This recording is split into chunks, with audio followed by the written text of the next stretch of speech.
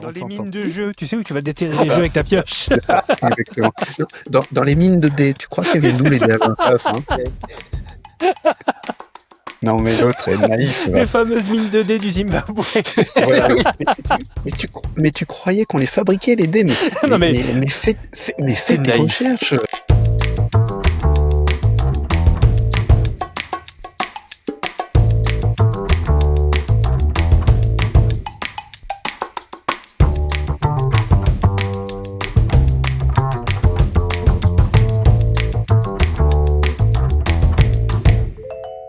Vous êtes autour du jeu, 32e épisode de la seule émission, mesdames, messieurs, qui vous propose tous les mois, gratuitement, un niveau d'érudition ludique maximale. Et on va pas se mentir, c'est pas grâce à moi, c'est grâce à mes deux camarades, Kevin et Xavier, toujours fidèles au rendez-vous. Salut les ludovores.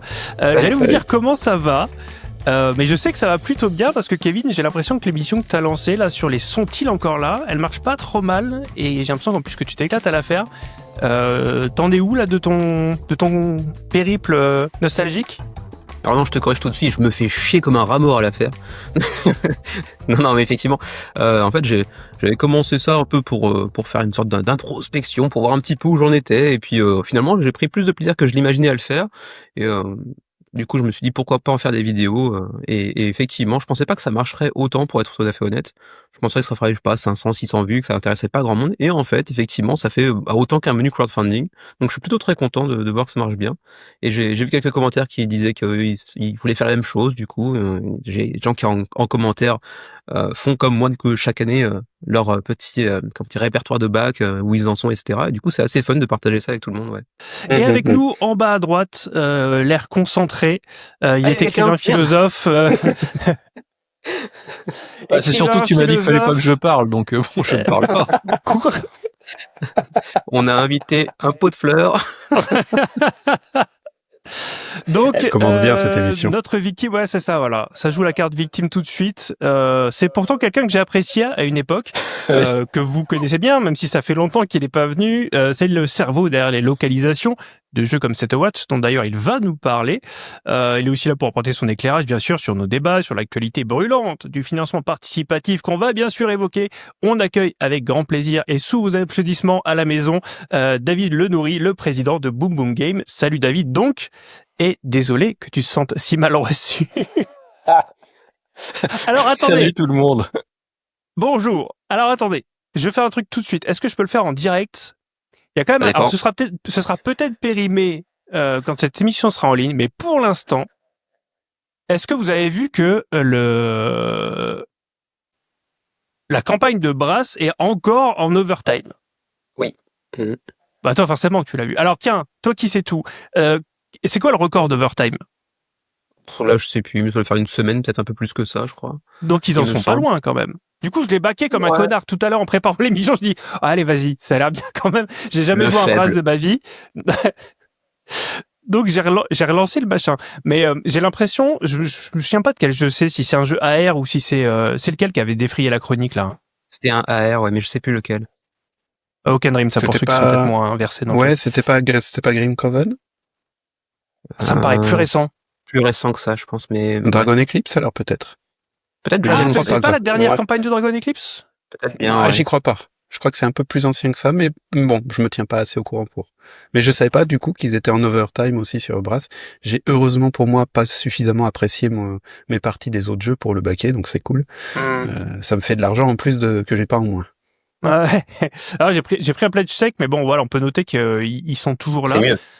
Et ouais. Bah après, j'ai pris un deluxe quand même, tu vois, mais j'ai pas. On voulait l'évoquer avec Kevin en toute transparence ce sujet-là, puis on s'est dit c'est peut-être un peu périmé parce que la campagne sera finie quand on va enregistrer l'émission.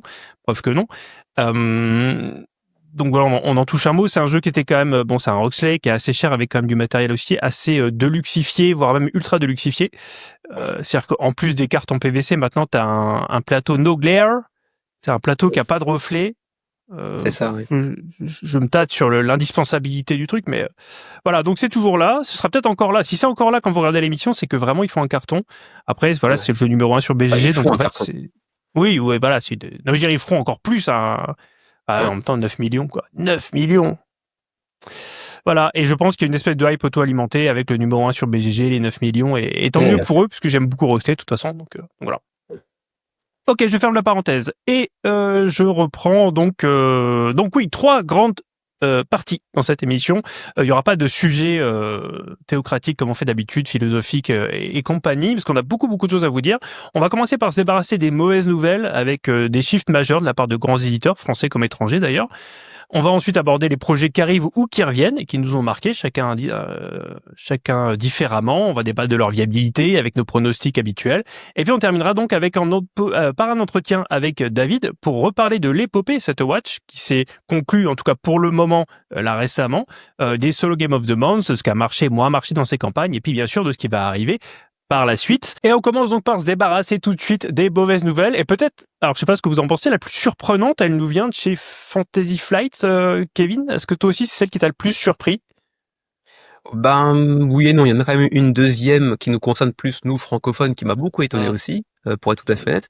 Mais Oui. celle-ci également, à savoir que donc oui, Fantasy Flight Games, qui est donc une succursale, je crois, de Asmodée, enfin ils appartiennent à Asmodée, a décidé d'arrêter en fait tout simplement l'aventure Descent. On était censé avoir un prochain épisode bientôt, ça aurait été le 3e, 4e je crois, d'un dungeon crawler plutôt réputé, plutôt populaire et qui finalement ne verra jamais le jour parce que selon leurs propos en fait, ça coûte beaucoup trop cher à produire et d'autant plus que le premier Descent il date déjà d'un petit peu, mais il n'était pas passé par le financement participatif comme tous les autres d'ailleurs par la suite. Mais entre-temps, on a eu pas mal, bien sûr, de dungeon crawlers qui sont arrivés via Kickstarter, via GameFound également, pour ne citer que ceux de Cephalofair Games, par exemple. J'ai perdu le titre. Frosthaven, par exemple, ou Haven, sur les choses-là, qui ont fait des énormes scores. Et du coup, j'imagine que c'est encore plus difficile de se distinguer au milieu de tout ce catalogue de dungeon crawlers, tous plus excellents les uns que les autres, même si je joue jamais à aucun d'entre eux. Et ouais, apparemment, il me disait que s'il voulait vraiment continuer dans le chemin de Descent, il faudrait en fait produire plus ou moins à perte, et du coup il préfère arrêter les pots cassés avant que l'addition ne soit trop salée, quoi, en fait. C'est étonnant quand même de se dire qu'on arrive à de tels extrêmes parfois entre les stretch goals, la deluxification, etc., que malgré l'argent que le chiffre d'affaires que vont générer ces boîtes-là, il y en a qui produisent à perte ou presque à perte. Et tout le monde sait ici autour de cette table qu'on fait pas beaucoup d'argent dans le jeu de société, à part peut-être David. Mais malgré tout, parfois, tu te dis que quand tu vois un pledge on peut reparler de Walk and Dreams, quoique eux, je pense qu'ils font un peu d'argent. Je pense qu'on se rend pas compte du prix que ça coûte. Parce que Fantasy Flight sont pas non plus les plus fragiles sur le marché. Ils ont quand même un portfolio qui est impressionnant. On peut penser à certains jeux de cartes très très réputés, par exemple. Donc voilà, moi je connaissais pas Descent à part de réputation. Je sais pas s'il y a quelqu'un ici qui va le pleurer. Levez le doigt maintenant ou taisez-vous à jamais. Ce sera donc un silence à jamais. Mais ouais, donc voilà, la fin de Descent, moi ça m'a un peu étonné. Plus venant de l'éditeur, tu vois, un éditeur qui normalement a pas ce genre de problématique, même si depuis les turpitudes de Simone, tout peut arriver, quoi, mais... Ouais. Alors, tu vois, moi, je vais parler d'un vécu avec Fantasy Flight Games où je suis un peu amer parce que moi, c'était plutôt l'époque où ils éditaient des jeux de cartes à collectionner, choses comme ça. Et j'ai vécu des annulations de jeux de cartes qui marchaient bien pourtant et auxquels je jouais beaucoup. Et du jour au lendemain, ils ont arrêté. Donc, personnellement, ça me surprend pas plus que ça de la part de Fantasy Flight Games de prendre une décision très tranchée du jour au lendemain et qui surprend un peu tout le monde, quoi, si tu veux. Donc Descent, je peux pas juger de la qualité, j'y ai jamais joué. J'aurais sans doute aimé essayer, mais je suis plutôt tombé dans Chronique de Drunagor, qui était excellent. Voilà, ce qui n'enlève rien à Descent lui-même, bien sûr. Mais FFG, je suis un peu, je dirais, depuis cette époque des jeux de cartes, je suis un peu, je dirais, un peu méfiant envers eux. Mais d'autant que tu te dis si tu compares à la rentabilité d'un Marvel Champions, par exemple, ou d'un Cthulhu, le jeu de cartes, je pense que oui, clairement, il y a pas, le choix est vite fait, puisque ils impriment de l'argent avec ces jeux-là, qu'ils ont de très bons jeux, c'est pas la question, hein, mais ils impriment de l'argent, ça coûte beaucoup moins cher à produire, et puis c'est saisonnier, tu peux le recycler assez régulièrement. Donc ouais, voilà, première surprise. Oui. Ils ont quand même voulu faire un dungeon crawling, en gros, pratiquement aussi, pas luxueux, on va pas dire quelque chose qui serait passé par Kickstarter, en allant directement en boutique, et on sait bien que les intermédiaires, c'est pas du tout la même chose. Donc, l'un dans l'autre, c'était quand même compliqué de se retrouver au niveau financier avec un aussi gros jeu. uniquement en filière et circuit boutique, hein, quand même, faut aussi le dire, hein, c'est uniquement en circuit boutique chez eux, hein, donc c'est pas du Et tout la même chose quand même. ouais, d'autant que je pense, je sais pas à quel point c'est vrai partout, mais en tout cas par chez moi, les boutiquiers me disent que c'est quand même beaucoup plus dur de manière générale de vendre des grosses boîtes. Je parle pas de la place que ça prend sur un rayon, mais parce qu'il y a aussi cette réalité-là, ou en stockage, mais que généralement les gens qui viennent acheter un jeu partent pas forcément avec une brouette non plus, tu vois, et qui sont Ouais. peut-être plus durs à placer. Et puis ce Descent, il y avait quand même le 2, je crois que c'est le troisième, hein, celui qui était sorti en dernier. Le 2 qui était quand même très très réputé, enfin par des connaisseurs, mais comme Twilight Imperium pour ceux qui connaissent un petit Ouais. peu de la même boîte. Et ils ont sorti celui-là en surfant un peu sur la vague Mansion of Darkness de l'appel de Cthulhu, mais avec un support numérique. Et je pense que ça a peut-être un peu perdu les joueurs. C'est parce que il y a quand même, il y a toute l'application qui va avec. Et je sais pas si ça a vraiment, bon, avec un prix qui était autour de 150 €, je crois quand même à la sortie, quoi. Au moment où tout ce qui était zombicide et tout ça, ça tournait encore à 100, 120 € maximum. Donc parce que ils avaient déjà été financés par Kickstarter avant, quoi. Donc il y avait quand même tout ça qui faisait que bon, c'était à mon avis, ça devait être quand même au niveau économique, ça devait être un modèle qui devait être assez compliqué à tenir, je pense. Ouais, d'autant que tu vois, quand on voit l'effondrement enfin, les difficultés de Simon sont en partie liées à l'effondrement de leur vente en boutique ou en tout cas tout ce qui est reseller. Et j'ai l'impression que c'est plus vraiment ce qui colle aujourd'hui aux pratiques d'achat des gens. Les gens vont aller sur le financement participatif éventuellement pour faire une folie ou pour avoir du rêve avec les stretch goals, avec l'overtime et compagnie. Et je pense pas qu'en boutique, même des gens experts comme nous, enfin, je prends mon exemple à moi, quand je vais en boutique, c'est plus pour aller chercher la petite pépite que de repartir avec une énième grosse boîte. Et voilà, je sais pas si ça colle encore aux habitudes des gens aujourd'hui et aux pratiques d'achat en boutique aujourd'hui. Ouais. Je fais un tout petit crochet parce que il n'y a pas énormément de choses à en dire sur le Vengeance, la campagne de Vengeance que nous apprenait David dans Kevin dans son excellent menu, a été annulé après. Je sais pas s'ils sont allés très loin. Annulé le 11, il s'était lancé quand, tu te souviens? Parce que cette info-là, je l'ai pas prise. Mais tu peux le Ça voir aurait dans été l'actu au pire. Ouais, Dans les actus, tu peux tiens, le voir. 28 mars, tiens, Oui, voilà, 28 mars, 28 mars 2026. Donc ils font à peine 80 contributeurs. C'était un jeu de DTDA, qui est un éditeur que j'aime bien. Enfin, je les ai découverts l'année dernière à PEL, donc j'ai pas un gros historique avec eux. Mais vous le voyez, ils ont un parti pris graphique. On en parlait avant l'enregistrement, qui est très très marqué dans tous leurs jeux. Alors des jeux qui sont appréciés différemment, avec de qualités peut-être différentes selon les titres, hein, bien sûr. Mais je trouve qu'ils ont leur patte à eux et ils intègrent donc tout ce qui était direction artistique dans la création de leur jeu. Ils se sont vautrés et ça m'énerve en fait. Alors je devais en faire un quart d'heure, je le ferai pas parce que ça sert à rien. Comme je le disais avant d'enregistrer, je vais être méchant pour rien, mais en fait, ils m'ont contacté parce que j'ai bossé avec eux sur 2 jeux. Et ils m'ont dit, est-ce que tu veux présenter Vengeance? J'ai dit, ouais, go carrément. Et ils m'ont pas relancé après. Et résultat, sur leur page Kickstarter qui est en anglais, t'as une vidéo qui est en français en plus, qui fait 300 vues. Et je dis pas que le Grand Nix ou n'importe quel youtubeur aurait sauvé la campagne, mais pour moi aujourd'hui, parce que j'ai déjà vu des exemples de ça, et là clairement, sans rire David, je te vise pas, mais les gens qui ont tendance à bâcler cette partie-là, cette partie communication en amont, tu vois, anticiper le timing, envoyer des boîtes à des gens pour qu'ils en parlent et tout. Généralement, ça dit quelque chose d'une forme de désinvolture qui m'énerve parce que j'aurais envie que cette boîte-là cartonne parce que je trouve qu'ils méritent d'exister et ils ont vraiment un parti pris, un truc à eux de niche, tu vois. Donc voilà, ils sont vautrés. Il y avait peut-être aussi le fait de faire un early bird pour 3 balles qui était ridicule, mais qui serait peut-être assez pour frustrer les gens qui avaient loupé les premières 72 heures. C'est vraiment à double tranchant maintenant les early birds. En tout cas, ouais, ce côté, j'aurais bien voulu essayer de les aider, tu vois. Et le fait qu'ils se donnent pas les moyens, qu'ils fassent une aussi belle page et que finalement sur les réseaux, particulièrement sur YouTube, il n'y ait pas un mot dessus. Je trouve que c'est du gâchis. En plus, ils parlent pas de revenir, donc il ira peut-être à la poubelle ce truc-là, ou je sais pas. Mais bon, voilà. Donc je suis triste, un petit peu fâché parce que j'aurais bien voulu, j'aurais bien voulu en parler, j'aurais bien voulu que ça marche. Et j'ai l'impression qu'ils ont fait ça un petit peu par-dessus la jambe. Mais bon, c'est de la supposition et j'irai pas plus loin dans les supputations. Toi, tu dis par-dessus la jambe. Après, ça dépend. Ce que tu me disais, tu m'évoquais, mais après, je sais pas combien ils sont dans leur équipe, mais je veux dire, un lancement, un jeu, ça demande beaucoup de temps.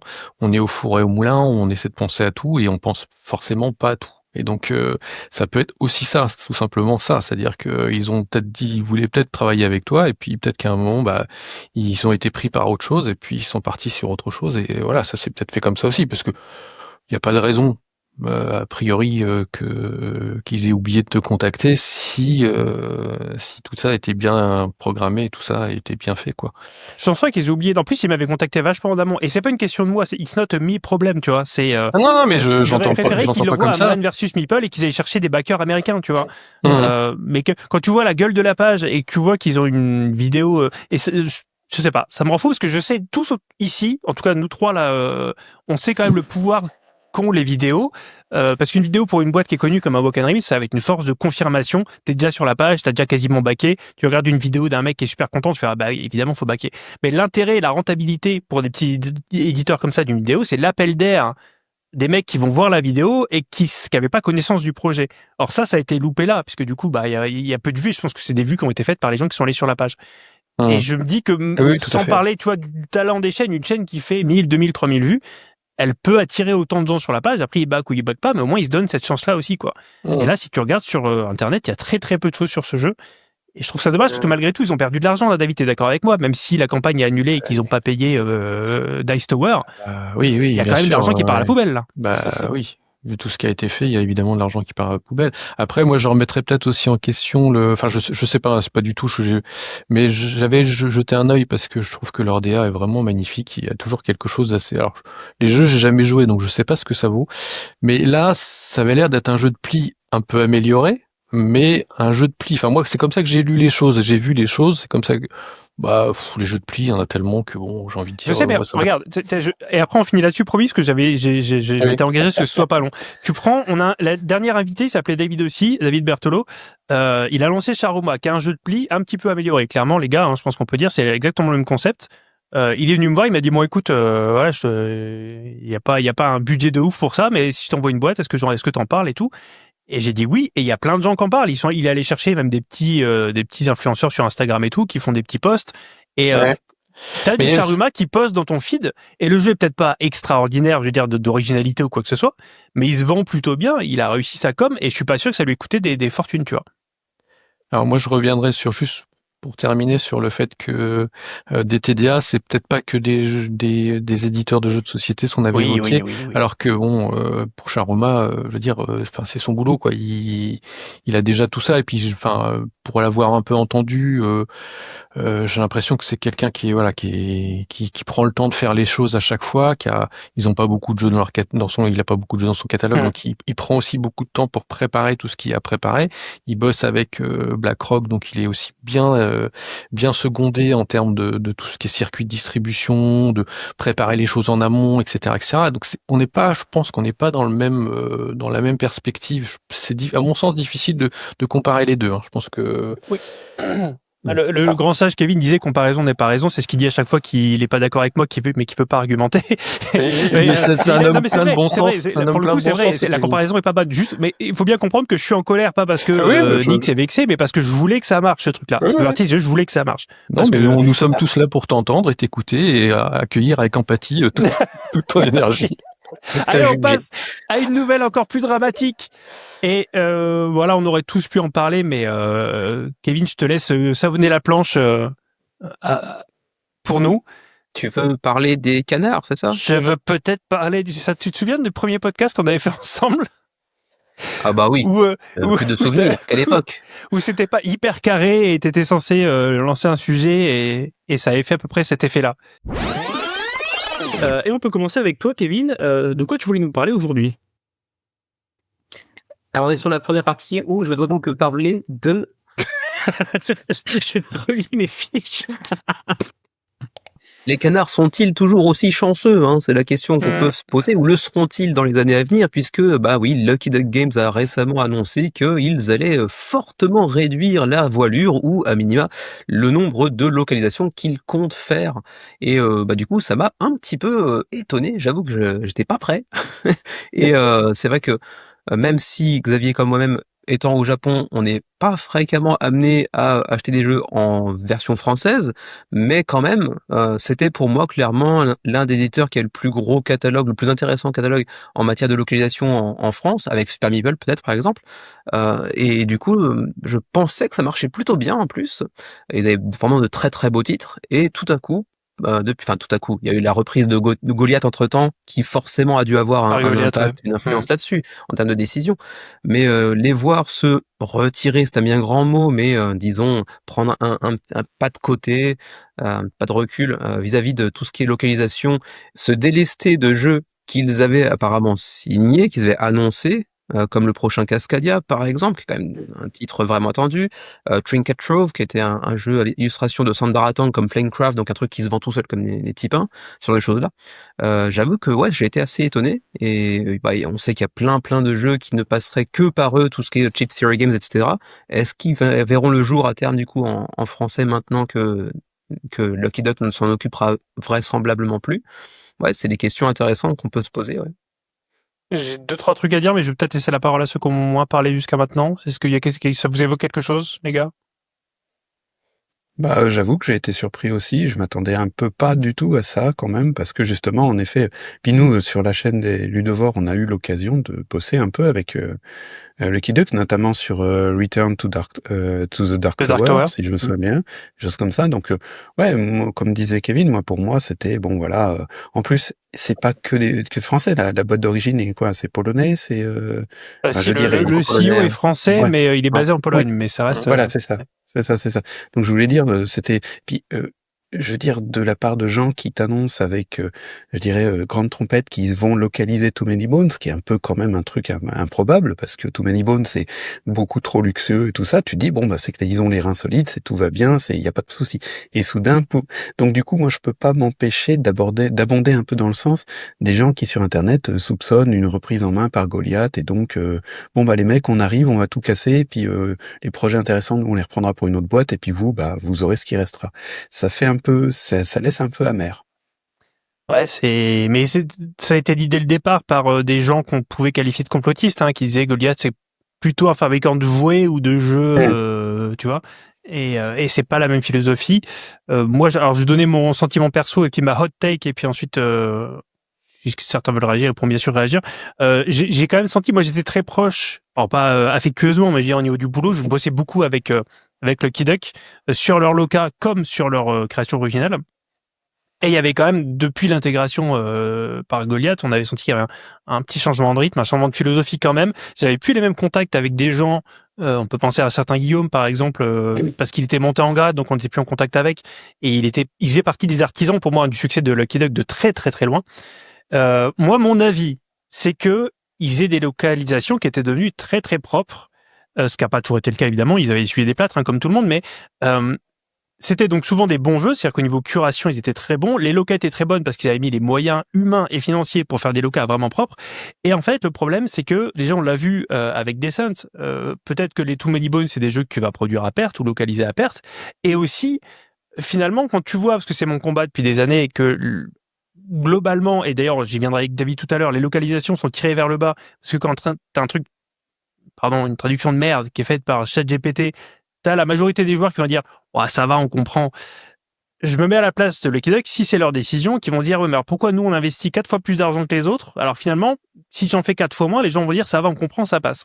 Donc je pense que là-dessus, peut-être, ils n'ont pas réussi à faire la différence autant qu'ils auraient voulu, à part la niche très marginale des gens les plus exigeants, parce que la plupart des gens se contentent de pas grand-chose en termes de loca.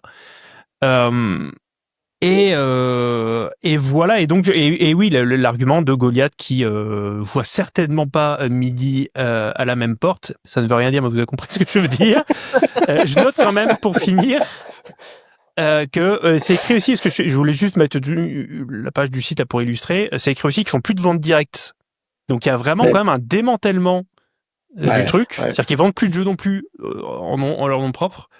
Je suis méga triste, vraiment. Je suis nostalgique de fou de la grande époque de Lucky Duck où ils faisaient des jeux qui généraient de la hype, ce qui n'est pas arrivé depuis très longtemps. Je parle de leur création et ils géraient leur barque, quoi. C'est peut-être là où est le problème, en fait. C'est que finalement, les jeux qu'ils créent, comme on voit Chronicle of Crimes là à l'écran là, ça fait énormément de succès, mais leurs derniers ont été très très longs à coucher, hein, notamment le dernier. Le dernier n'est pas arrivé, hein.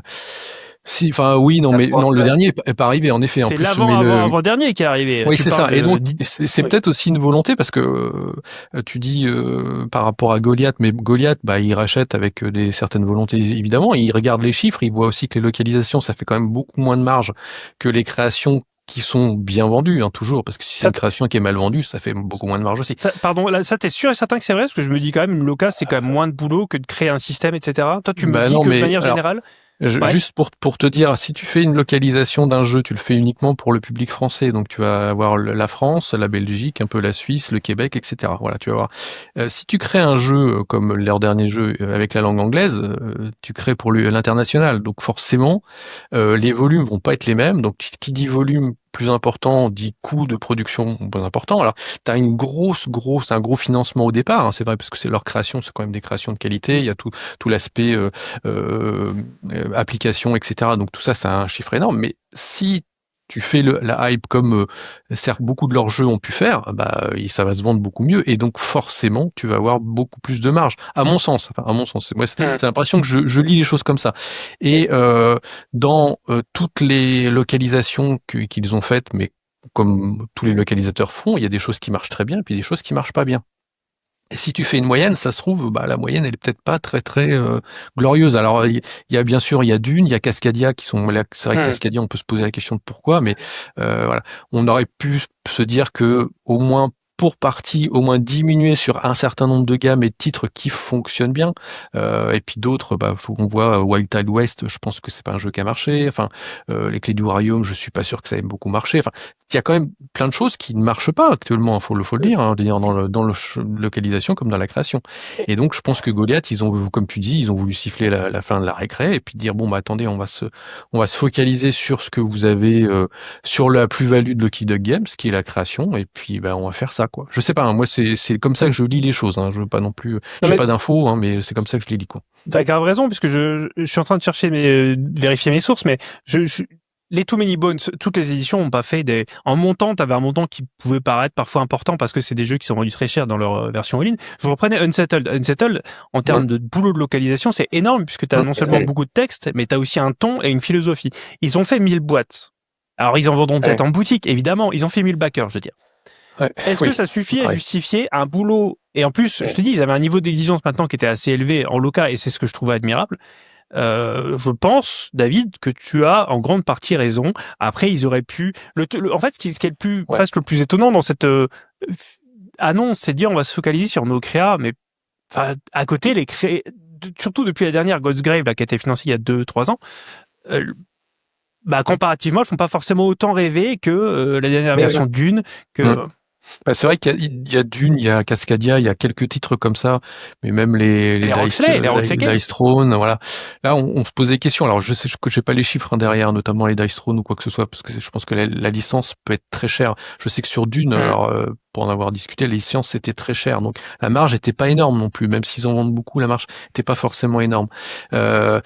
Donc, ouais, on peut quand même se poser cette question du passer de tout entre guillemets, enfin de beaucoup à rien, bon, autant resserrer sur des gammes qui fonctionnent, tu peux te dire bah c'est normal, mais passer à rien, c'est un peu étonnant. Je pense que c'est un peu étonnant, mais après bon voilà c'est. Surtout que dans les titres que je mentionnais tout à l'heure, il y a donc le Cascadia, le prochain qui sort. Alors, généralement, Cascadia, ça marche très très fort, mais il y a aussi l'île des chats, le prochain, qui va aussi être passé à la trappe. C'est des trucs qui se vendent très très bien généralement. Donc, y compris en boutique d'ailleurs, ouais. Oui, tout à fait. Ouais. Et c'est pour ça que ça fait plus penser. Je termine là-dessus, pardon. C'est pour ça que je te dis, ça fait penser à une décision de Col Blanc, tu vois. Ça fait penser à une décision de la direction de Goliath, parce que c'est du tout ou rien, c'est très manichéen. Et ça me peut-être un peu décorrélé de la réalité du truc, quoi. Après, faut voir aussi ce qui est de la masse salariale. Je veux dire, t'as un Lucky Duck Games France. Moi, je sais pas combien ils sont, mais je pense qu'ils sont pas très très nombreux. Mais je pense qu'il y a quand même plusieurs personnes qui travaillent pour eux. Ouais. Et t'as un Lucky Duck en Pologne, la maison mère, et donc là où il y a tous les créateurs, etc.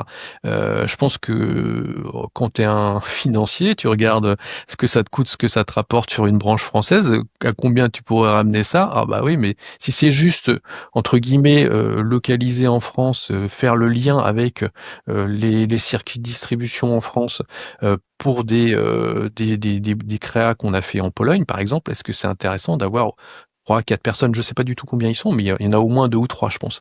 Donc, toi, la base salariale, c'est se joue là, parce que c'est autant le coût de traduction, bah, c'est au cas par cas, c'est un peu important, mais c'est surtout la masse salariale des gens qui travaillent tout le temps pour Lucky Duck, quoi. Et je pense que c'est aussi comme ça que ça se calcule en termes quand t'es financier et que tu rachètes une boîte, hein, à mon avis. Enfin, Xavier? Moi, ce qui m'étonne finalement le plus dans toute l'affaire, c'est pas qu'ils arrêtent des localisations, des choses comme ça. C'est, comme tu l'as montré tout à l'heure, l'arrêt de la vente directe sur le site. C'est parce Ouais. que moi, alors je suis pas du tout dans le circuit économique, je m'y connais absolument pas en économie et tout comme ça, mais se priver d'une source de revenus alors qu'on dit que bah justement on fait des économies et tout ça, moi, ça me semble tellement pas logique. Alors après, il y a tous les coûts de gestion de Oui, stock, de stock, d'envoi, ouais. tout Oui. ça qui doivent jouer beaucoup. Mais je dirais, en termes de novice, quand tu vois ça d'une boîte comme Lucky Duck Games qui soudain te dit on vend plus sur notre site, moi je suis désolé, moi je me pose des questions du genre mais quand est-ce qu'ils ferment? Parce que pour Mais il y moi en a c'est pas qui le bon disent, hein. signe. Il y en a qui le disent ça. Ouais. alors moi je serais Et- pas aussi alarmiste, mais faut comme tu disais, enfin faut là encore remettre le coût d'une plateforme, parce que est-ce qu'ils vendaient beaucoup sur leur site, c'est peut-être aussi ça. Est-ce qu'ils vendaient Oui, beaucoup? oui, bah oui, c'est Parce vrai. que C'est vrai. une boutique en ligne, c'est un entrepôt au moins où stocker des choses. Alors, en plus, ils avaient 2 entrepôts, je crois, en France, qui fonctionnaient par le biais de Neolydis, leur distributeur, et une entreprise aussi, des entrepôts en Pologne, je crois, ou ailleurs. Donc forcément, ça fait déjà, en fonction de ce que tu commandais, bah, tu pouvais pas forcément commander les mêmes jeux, ça allait venir de 2 endroits différents. Moi, j'ai essayé de commander 1 ou 2 fois sur leur site. Bon, j'ai arrêté, hein, parce que c'est pas que c'était pas bien, c'est que c'était, bah, tu savais pas trop où est-ce que t'allais, etc. J'ai pas trouvé que c'était ça aurait mérité sans doute une centralisation ou quelque chose, je sais pas. Enfin, moi, je veux pas le Ouais. critiquer non plus, mais du coup, faut toujours remettre cette question des coûts induits qu'il y a derrière tout ça, quoi. Et Bien sûr. que moi, j'ai l'impression quand même que c'était, avant la reprise par Goliath, c'était quand même des gens qui se faisaient plaisir, et ils avaient raison de se faire plaisir parce qu'ils avaient les moyens, ils ont sorti des jeux qui ont très bien fonctionné, donc avec des moyens derrière. Donc ils avaient les moyens de se sortir des jeux type Theory Games, finalement, même si la marge était ridicule derrière, bon, bah, c'est pas grave parce qu'ils avaient de quoi s'asseoir dessus. Enfin, ils avaient des fonds de roulement importants. Et puis bah derrière, t'es repris par un gros, hein, du jouet, donc bah, qui regarde tes chiffres et puis qui se dit oula, ça va pas du tout ça les marges, mon petit bonhomme. Donc et puis on refait les choses, quoi. Je pense que c'est comme ça que ça s'est décidé, à mon avis, mais bon, je veux pas dire. C'est bien, ouais, c'est bien possible. C'est bien Ouais, puis possible. au-delà de ça, je trouve ça quand même assez dommage dans le sens où effectivement, peut-être que les marges étaient pas si intéressantes pour eux, peut-être, mais quand même pas négliger que depuis, disons, 4-5 ans où vraiment leur catalogue de localisation s'est vraiment agrandi, ça contribuait quand même assez largement à l'image très positive de marque de Lucky Duck. Et Oui, ça, mais c'est alors- quelque chose qui va se perdre un petit peu instantanément, quoi. Oui, alors on va avancer, hein, mais juste parce que c'est ce que je voulais terminer là-dessus. L'image, elle est depuis quelque temps contrebalancée par la mauvaise image qui est générée par leur jeu maison. Et là, je note quand même avec une surprise non feinte que Into the Ghostgrave, le cherchais tout en haut, Ouais. genre ça avance, il avance pas en fait. Et je pense qu'il y a ce truc-là aussi de Divinus qui a mis 4-5 ans à sortir et qui du coup sort complètement en décalage avec ce que les gens peuvent en attendre. Into the Ghostgrave, on dirait qu'il a pas bougé.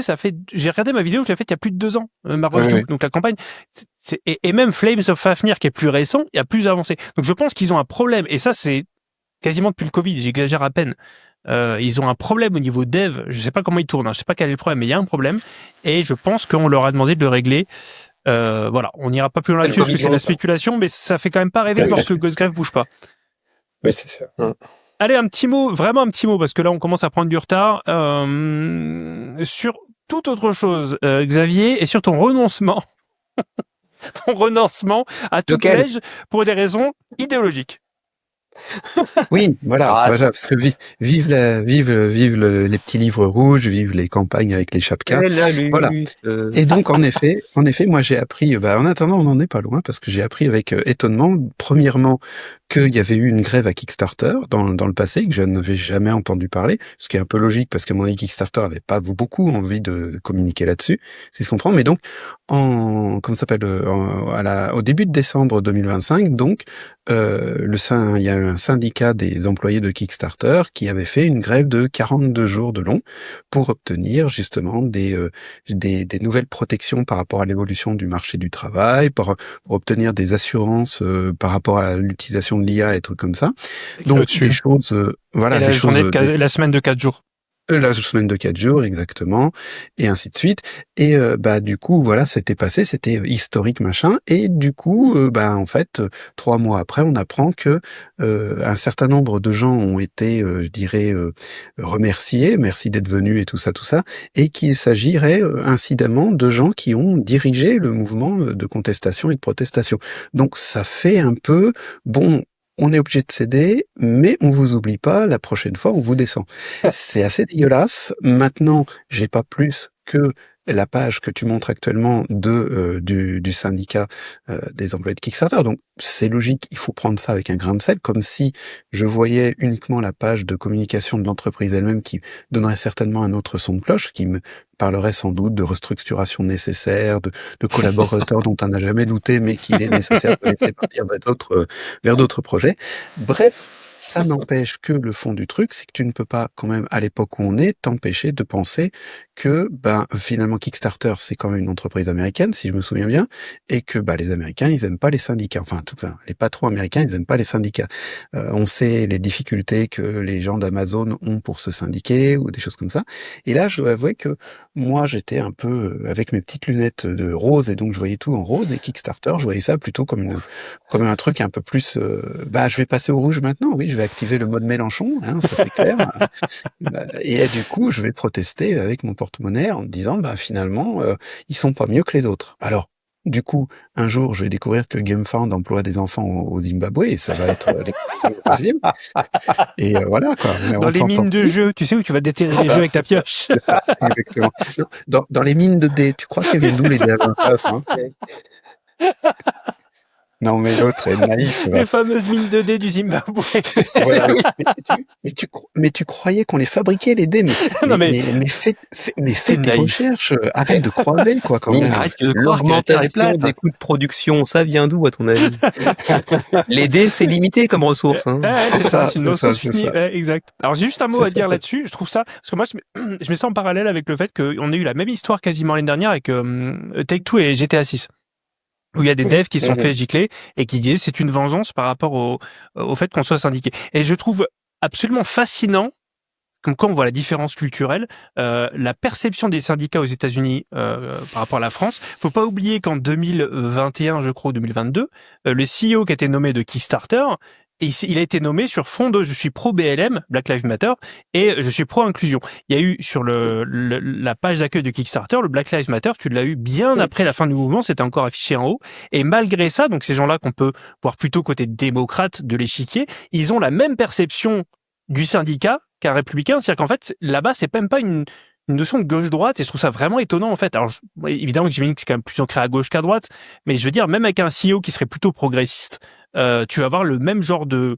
Alors, on peut pas prouver que c'est de la vengeance, hein, mais le même genre d'événement, en tout cas, que si c'était un CEO d'une autre compagnie. Donc, je suis assez étonné, venant le background du CEO, quoi. Tu crois pas que c'est juste que ça coûte rien d'écrire BLM sur ton site et que ça fait bien voir pour que dalle, et qu'en fait ils oui, en mais si, mais je veux dire, si t'es un soutien républicain, ouais. Enfin, je veux dire, il a donné des interviews et tout, et je pense, d'ailleurs, c'était une personne de couleur, c'était un Afro-Américain, et il disait qu'il était là pour implémenter ça. Je pense pas qu'il ait fait semblant, ou alors si, peut-être, en fait, je peux pas. Non, mais je pense qu'il y a quand même beaucoup de grandes marques qui défendent ouvertement certaines causes plutôt ancrées, effectivement, démocrates, etc., et qui pensent peut-être aussi que c'est une façon d'attirer un certain public en pensant que l'autre côté de la pièce s'en fout un tout petit peu plus. Et peut-être que c'est juste un move commercial, en fait, à peu près. Mais il n'empêche que malgré tout, je trouve que quand t'es syndiqué aux États-Unis, quel que soit ton patron, tu peux prendre cher, quoi. Alors, Alors justement, c'est là que c'est très intéressant parce qu'en fait, tu parlais de la Je différence veux de que David perception boue, des hein. syndicats. Faudra Et, laisser parler. mais ce qui est très intéressant justement, c'est que tu as quand même certains syndicats aux États-Unis qui sont extrêmement puissants, ou qui l'étaient jusqu'à au moins récemment, notamment le syndicat des camionneurs, le syndicat des employés de la fabrication, de la construction automobile, qui eux ont eu pendant les années de développement économique, les années 70-80, je dirais quasiment des ponts en or. Et pour certaines compagnies, ils payent maintenant en retraite des gens des sommes faramineuses parce qu'à l'époque, ils se disaient, oui, mais on peut, de toute façon, la croissance est infinie et tout ça. Et donc, ça a nourri un certain ressentiment de la part d'une certaine caste de patronat en se disant, voilà, de toute façon, les syndicats sont juste là pour nous plumer, alors que nous, on veut juste piquer tout l'argent de tout le monde. Laissez-nous faire, même. Alors juste, David, je te laisse parler parce que je sens que ça boue, mais faut quand même pas oublier qu'il y a un rapport au social, au travail, aux aides aux États-Unis qui est différente qu'en France. Faut pas oublier que l'Obamacare, quoi qu'on en pense, et tout ce qui était sécurité sociale, c'est très très mal vu par une grande partie, par une partie des Américains. Et j'ai envie de dire, presque quel que soit leur bord politique, là-bas, ça ne va pas de soi, en fait, de réclamer des choses et d'avoir ce genre de bénéfices, entre guillemets. Bien sûr. Et juste pour terminer, après, je laisse à David, et n'oublions pas que le coup de virer des syndicalistes après des négociations qui n'ont pas tourné en faveur des employeurs, ça existe largement en France aussi, hein. Oui, mais c'est plus facile aux States. Ouais, mais ça passe quand même en France. Après, en France, tu perds quelques années au prud'homme, quoi. C'est la différence. C'est vrai. David, Oui, non, bah, je ne bouillais pas non plus. Je voulais juste, voilà. Il a amener fait nous. tu sautais sur ta chaise. camarade Xavier. Ça frémissait. Mais en fait, c'était pas par rapport à ce qui est, enfin, c'était juste pour rejoindre ce que disait aussi Xavier sur le fait notamment que, je pense que Kickstarter fonctionne maintenant de plus en plus avec l'IA, même s'ils ont aussi une petite notice de l'IA sur les utilisateurs porteurs de projets. On pourra en parler si on parle de la campagne de The Curse Castle. Concrètement, quand tu dialogues avec la plateforme, tu dialogues avec une IA, et donc ça c'est maintenant. Ouais. Pour en avoir discuté après avec Youssef Fari, il m'a dit la même chose aussi. Et donc forcément, l'IA, faut pas oublier non plus qu'aux États-Unis, l'IA, ça empêche le développement et la création de beaucoup d'emplois. Enfin maintenant, ça bouffe de plus en plus l'emploi. Et donc quand tu es une entreprise américaine et que finalement beaucoup de choses que tu demandes à tes salariés, ça peut être remplacé par l'IA. Je veux dire, oui, les démocrates, pas démocrates, surtout des capitalistes, hein, donc ils vont vouloir d'abord faire les meilleures marges parce que je suppose que Kickstarter est en bourse, à mon avis. Donc forcément, voilà. Donc c'est aussi tout ça qu'il faut prendre en compte, mais moi je le mettrais surtout sur le développement de l'IA, parce que ils ont dû, avec les développements de l'IA, se dire on n'a plus besoin de toute cette masse salariale, qui on vire. Ah tiens, ceux qui nous ont fait chier. Voilà, j'allais dire, au pire, si principalement. t'as besoin de virer quelqu'un, pourquoi ne pas virer le syndicaliste? Et ça, Voilà, je pense qu'après, c'est plus difficile parce que de faire un recours là-dessus. Ouais. Voilà, je pense qu'en effet, ils sont beaucoup moins protégés qu'en France au niveau ceux qui sont syndiqués que chez nous. Et donc du coup, forcément, nous, ceux qui sont protégés, c'est les représentants. Hein. Ceux qui sont syndiqués sont pas forcément très non, protégés. Non, pas plus que les autres, mais oui, les représentants un peu plus. Ouais. Parce que tu vois encore dans certains milieux, parfois, y compris dans le jeu vidéo régulièrement, des boîtes qui, ça y est, ils ont réussi à créer leur syndicat. Donc en fait, c'est pas un truc automatique comme toi demain t'ouvres une supérette. Et si la CGT ou Sud veut avoir un syndicat, ce sera d'office. Là-bas, j'ai l'impression que c'est un combat déjà pour poser ses premiers jalons. C'est pas aussi facile que ça en France quand même, malgré tout, parce que ça dépend du nombre de personnes que t'as sous. Mais je veux dire, t'as pas besoin d'autorisation dans l'absolu. Tu vois ce que je veux dire? C'est pas un combat que, oui, il y a des conditions, bien sûr, mais ce sera pas un combat comme j'ai l'impression que ça peut l'être aux États-Unis. Oui, on n'est pas dans le même monde économique aux États-Unis. C'est pas une impression. De toute façon, aux États-Unis, il faut bien penser que républicains et démocrates, c'est la deux faces différentes de la même droite. Hein. C'est de la même pièce, exactement. Je suis d'accord avec toi, camarade Xavier. Nicolas Sarkozy est quand même vachement plus à gauche que Barack Obama. Hein. Oui, et ça c'est toujours marrant. J'ai des camarades, américains qui discutent parfois un peu politique. Si. Il y avait un excellent article, je sais plus, dans un grand média. Non, mais économiquement, socialement, je suis pas sûr quand même. Mais bon, je pense qu'il faut distinguer aussi les choses aux États-Unis entre le progressisme social et le progressisme économique. On n'est pas, à mon avis, vraiment scindé aux États-Unis, alors que en France, c'est beaucoup moins. Mais comme dirait Kevin, comparaison n'est pas raison. Mais oui, C'est non, notre fil rouge aujourd'hui, ça. quand je discute politique avec les quelques copains que j'ai aux États-Unis, c'est vrai que j'ai quand même l'impression que leur gauche, c'est un peu notre droite. Mais c'est pas vrai sur tout, je suis d'accord avec toi. Allez, on avance parce que là, sinon, on part sur des débats où en plus personne ne maîtrise vraiment le sujet. En tout cas, pas moi. Si, Ouais, moi, c'est le ah, café mais- du Et, commerce. Hein. Voilà, c'est ça, exactement. Et j'ai toujours revendiqué ce côté-là, mais avec Quand parcimonie. Où est-ce qu'on en est? On en est aux bonnes nouvelles. Ça y est, c'est parti. Bonne nouvelle, avec un petit mot sur OpenAwl, parce que je l'ai su pas mal. OpenAwl, c'est ceux qu'on fait Miss Wind, entre autres. Threshold, il y a pas longtemps, on en parlait, souvenez-vous, dans plusieurs podcasts, puisque je les backais. Et ils annoncent déjà un nouveau projet qui s'appelle EcoBound Adventures. Donc voilà, je voulais juste noter que c'est là. Alors on n'en sait pas plus que ça. Il y a un tout petit pitch sur Instagram qui dit qu'en gros on explore des planètes avant qu'elles ne s'effondrent. Et donc du tout petit pitch que j'avais, je sais pas si toi, Kevin t'as regardé, j'avais une vibe un peu Unsettled en version funky, tu vois. C'est ça. Toi aussi. Avec la notion d'open world qui par contre n'a pas de sens dans ce cadre-là. Mais bon, alors ce qui m'étonne, on aurait pu prendre un peu de temps pour en parler, mais là on va être juste, c'est que finalement ils arrivent eux à enchaîner les campagnes, parce que clairement ils enchaînent les campagnes, tout en maintenant leurs anciens projets, puisqu'il y a encore une extension de Miss Wind dont le Place Manager se ferme à peine.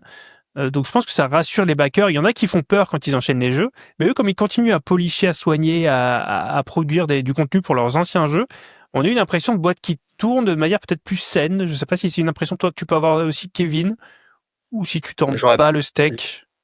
Ouais, plutôt. Mais... Je le savais. non, la dichotomie entre les deux expressions, mais c'est... Ah la vache. non, j'ai pas plus d'infos que toi là-dessus. Effectivement, j'étais assez étonné de le voir popper aussi rapidement après la fin de leur précédente campagne. Parce que je Mais crois j'ai pas que creusé Threshold plus que ça. Pardon, mais je crois que Threshold a même pas fermé son PM, si je dis pas de bêtises. Hein. Donc, Déjà, la campagne date il y a pas si longtemps. Bah, il a pas Ouais, refroidi encore, Threshold, c'est ça. C'est quoi, il y a 5-6 mois maximum. Donc oui, ok, je croyais que t'allais reprendre. Donc pourquoi pas. Après, comme toujours, hein, OpenAwl, c'est des jeux qui souvent peinent à me satisfaire complètement, qui me hype beaucoup. Et donc voilà, là visuellement, c'est peut-être un peu lambda sur les personnages, mais ça pourrait être attirant. C'est plus coloré que ce qu'on a vu récemment. Mais évidemment, on en saura plus. J'espère bientôt. Kevin, je te rends la parole puisqu'on va parler d'une autre annonce, peut-être un petit peu plus populaire par chez nous. Ouais, puisque Restoration Games va nous lancer un nouveau jeu dans l'univers du Seigneur des Anneaux. Et donc à la base, il faut savoir que ça provient d'un jeu préalablement édité dans les années 2000, ou en même 2000, je ne sais plus exactement, qui lui pour le coup était basé sur la licence de Star Wars. Donc The Queen's Gambit, du coup retitré entre guillemets The King's Gambit, où donc on va évoluer bien sûr dans un monde cher à notre cher Xavier, hein, puisque c'est un grand fan devant l'éternel du Seigneur des Anneaux. Et ça a l'air d'être un projet assez ambitieux, comme beaucoup de projets de Restoration Games, qui est donc cet éditeur américain qui s'est un peu donné pour mission de remettre un petit peu au goût du jour certains titres un petit peu oubliés ou qui sont tout simplement plus édités. Il semblerait que le jeu à la base avait plutôt très bonne presse à l'origine, c'était un peu comme on appelle un Grail Games. On avait fait un sujet là-dessus d'ailleurs sur notre chaîne en ta présence. Et du coup, effectivement, ça fait plaisir à beaucoup de monde. Ce qui m'a un peu plus surpris, c'est que c'est en collaboration avec Space Cowboys. Space Cowboys. Ça, je l'avais pas vu venir. Que j'aime bien, d'ailleurs, je les aime bien, Space Cowboys. Ouais, moi aussi. Mais c'était pas un éditeur que je voyais entreprendre un projet aussi consistant, tu vois. Oui, puis en plus, ils ont un côté un peu décalé sur certaines de leurs prods et je les vois pas sur un truc aussi sérieux. Quelle différence tu fais ou vous faites, la vite fait, en deux mots, sur entre ce qu'ils font là depuis, je crois que leur premier c'était Dark Tower, donc ça remonte maintenant quelques années. Est-ce que fait Awaken Realms, est-ce que pour vous c'est la même chose ou est-ce que pas tout à fait quand même? Parce que normalement, ils retouchent pas les jeux, ils les deluxifient, les modernisent. Sauf que chez Awaken Realms c'est plus cher souvent, mais à part ça, est-ce que vous voyez une différence peut-être dans la ligne éditoriale à la limite? Même pas? Même pas avec ce Lord of the Rings, je sais pas. Est-ce qu'ils font la même chose? C'est juste ma question, c'est une question qui me vient comme ça. Moi, j'ai l'impression que, quelque part, Awaken Realms prend un chemin plus facile parce qu'il réédite des énormes trucs. Puerto Rico, Agricola, je veux dire, c'est des, même si on n'aime pas, c'est des jeux qui ont marqué, voilà, c'est des classiques. Et c'est Alors qui que moi, fonctionne encore personnellement, en plus. voilà, en plus. En plus.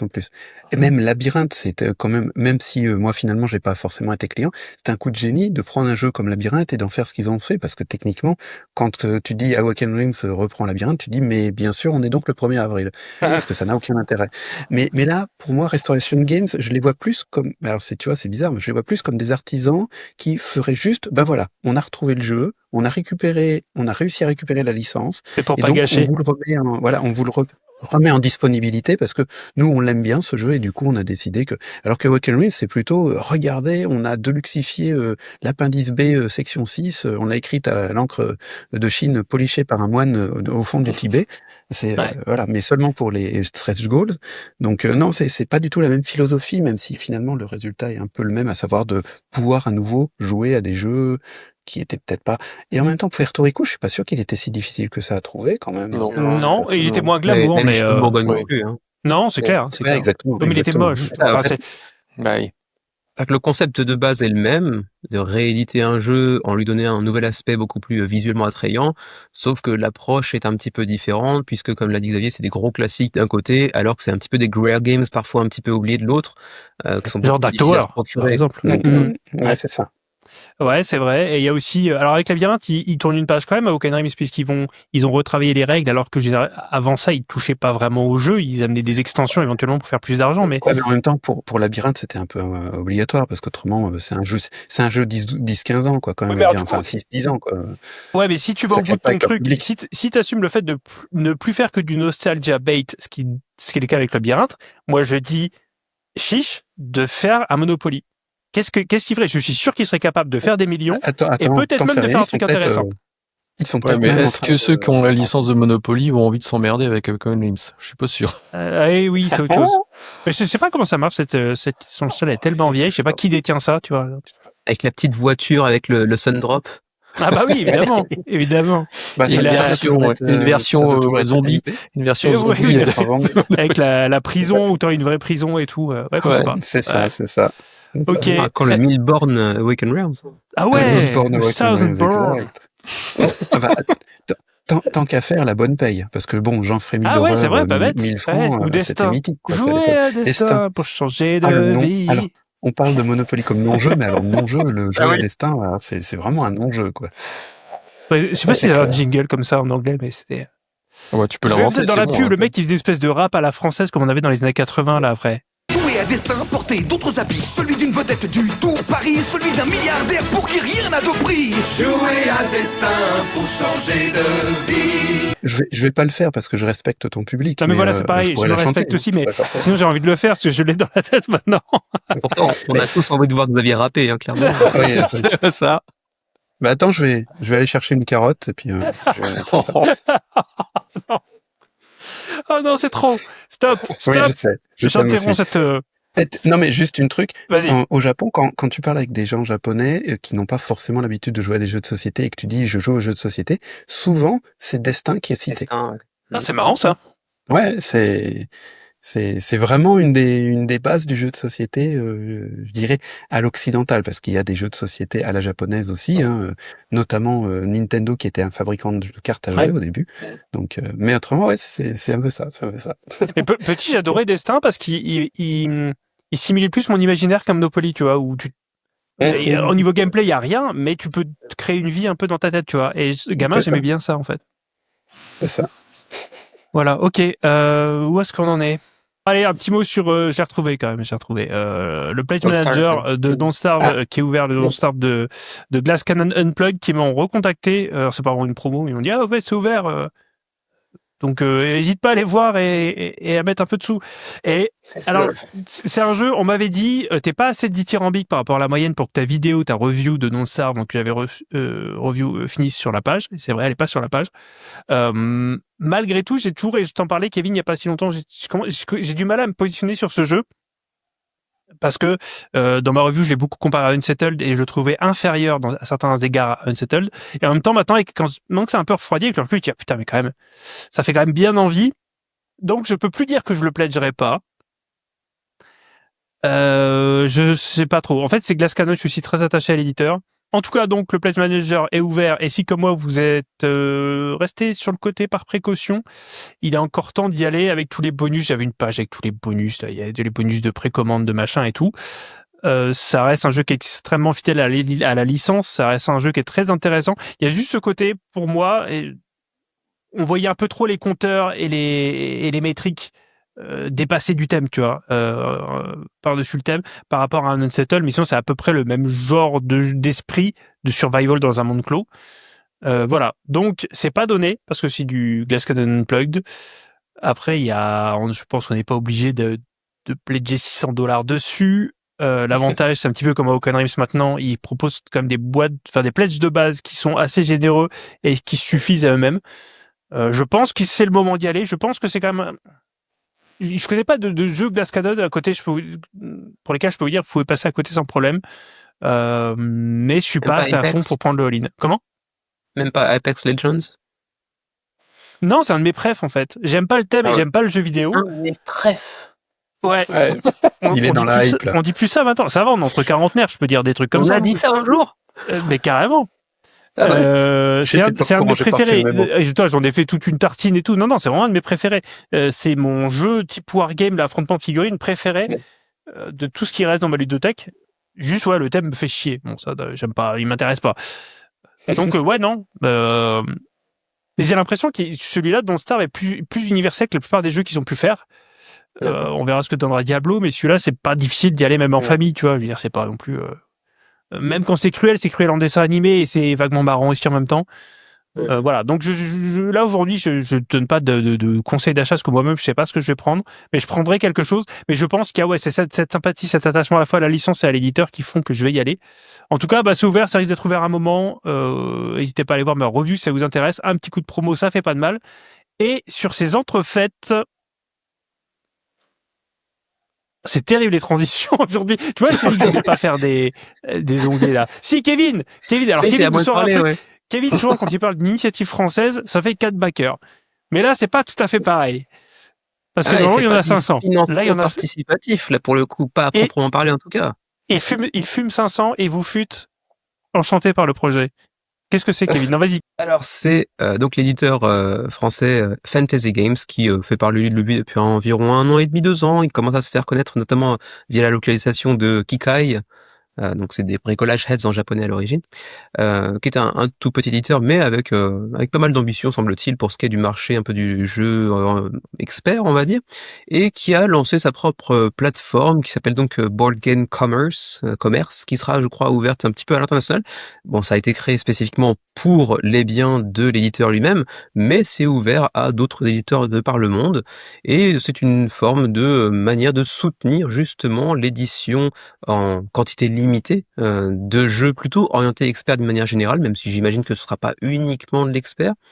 Et c'est assez intéressant parce que l'un des objectifs affichés, c'est de passer un petit peu à travers les entremetteurs habituels, disons que les intermédiaires habituels, tels que les distributeurs par exemple, sans forcément parler de crowdfunding, parce qu'on voit qu'effectivement il y a des tracking de backers avec Papiria ici, on voit qu'il y a 450 unités qui sont déjà entre guillemets réservées. Il n'y a pas de paiement effectué, c'est pas du crowdfunding, c'est juste des manifestations d'intérêt en fait de la part de boutiques, mais également de joueurs, parce qu'il y aura de la vente directe, mais également de la vente à des boutiques, pour essayer de se faire des marges un petit peu plus confortables pour des jeux qui, sur des tirages assez peu élevés en termes de quantité, sont pas amenés à en faire d'énormes généralement.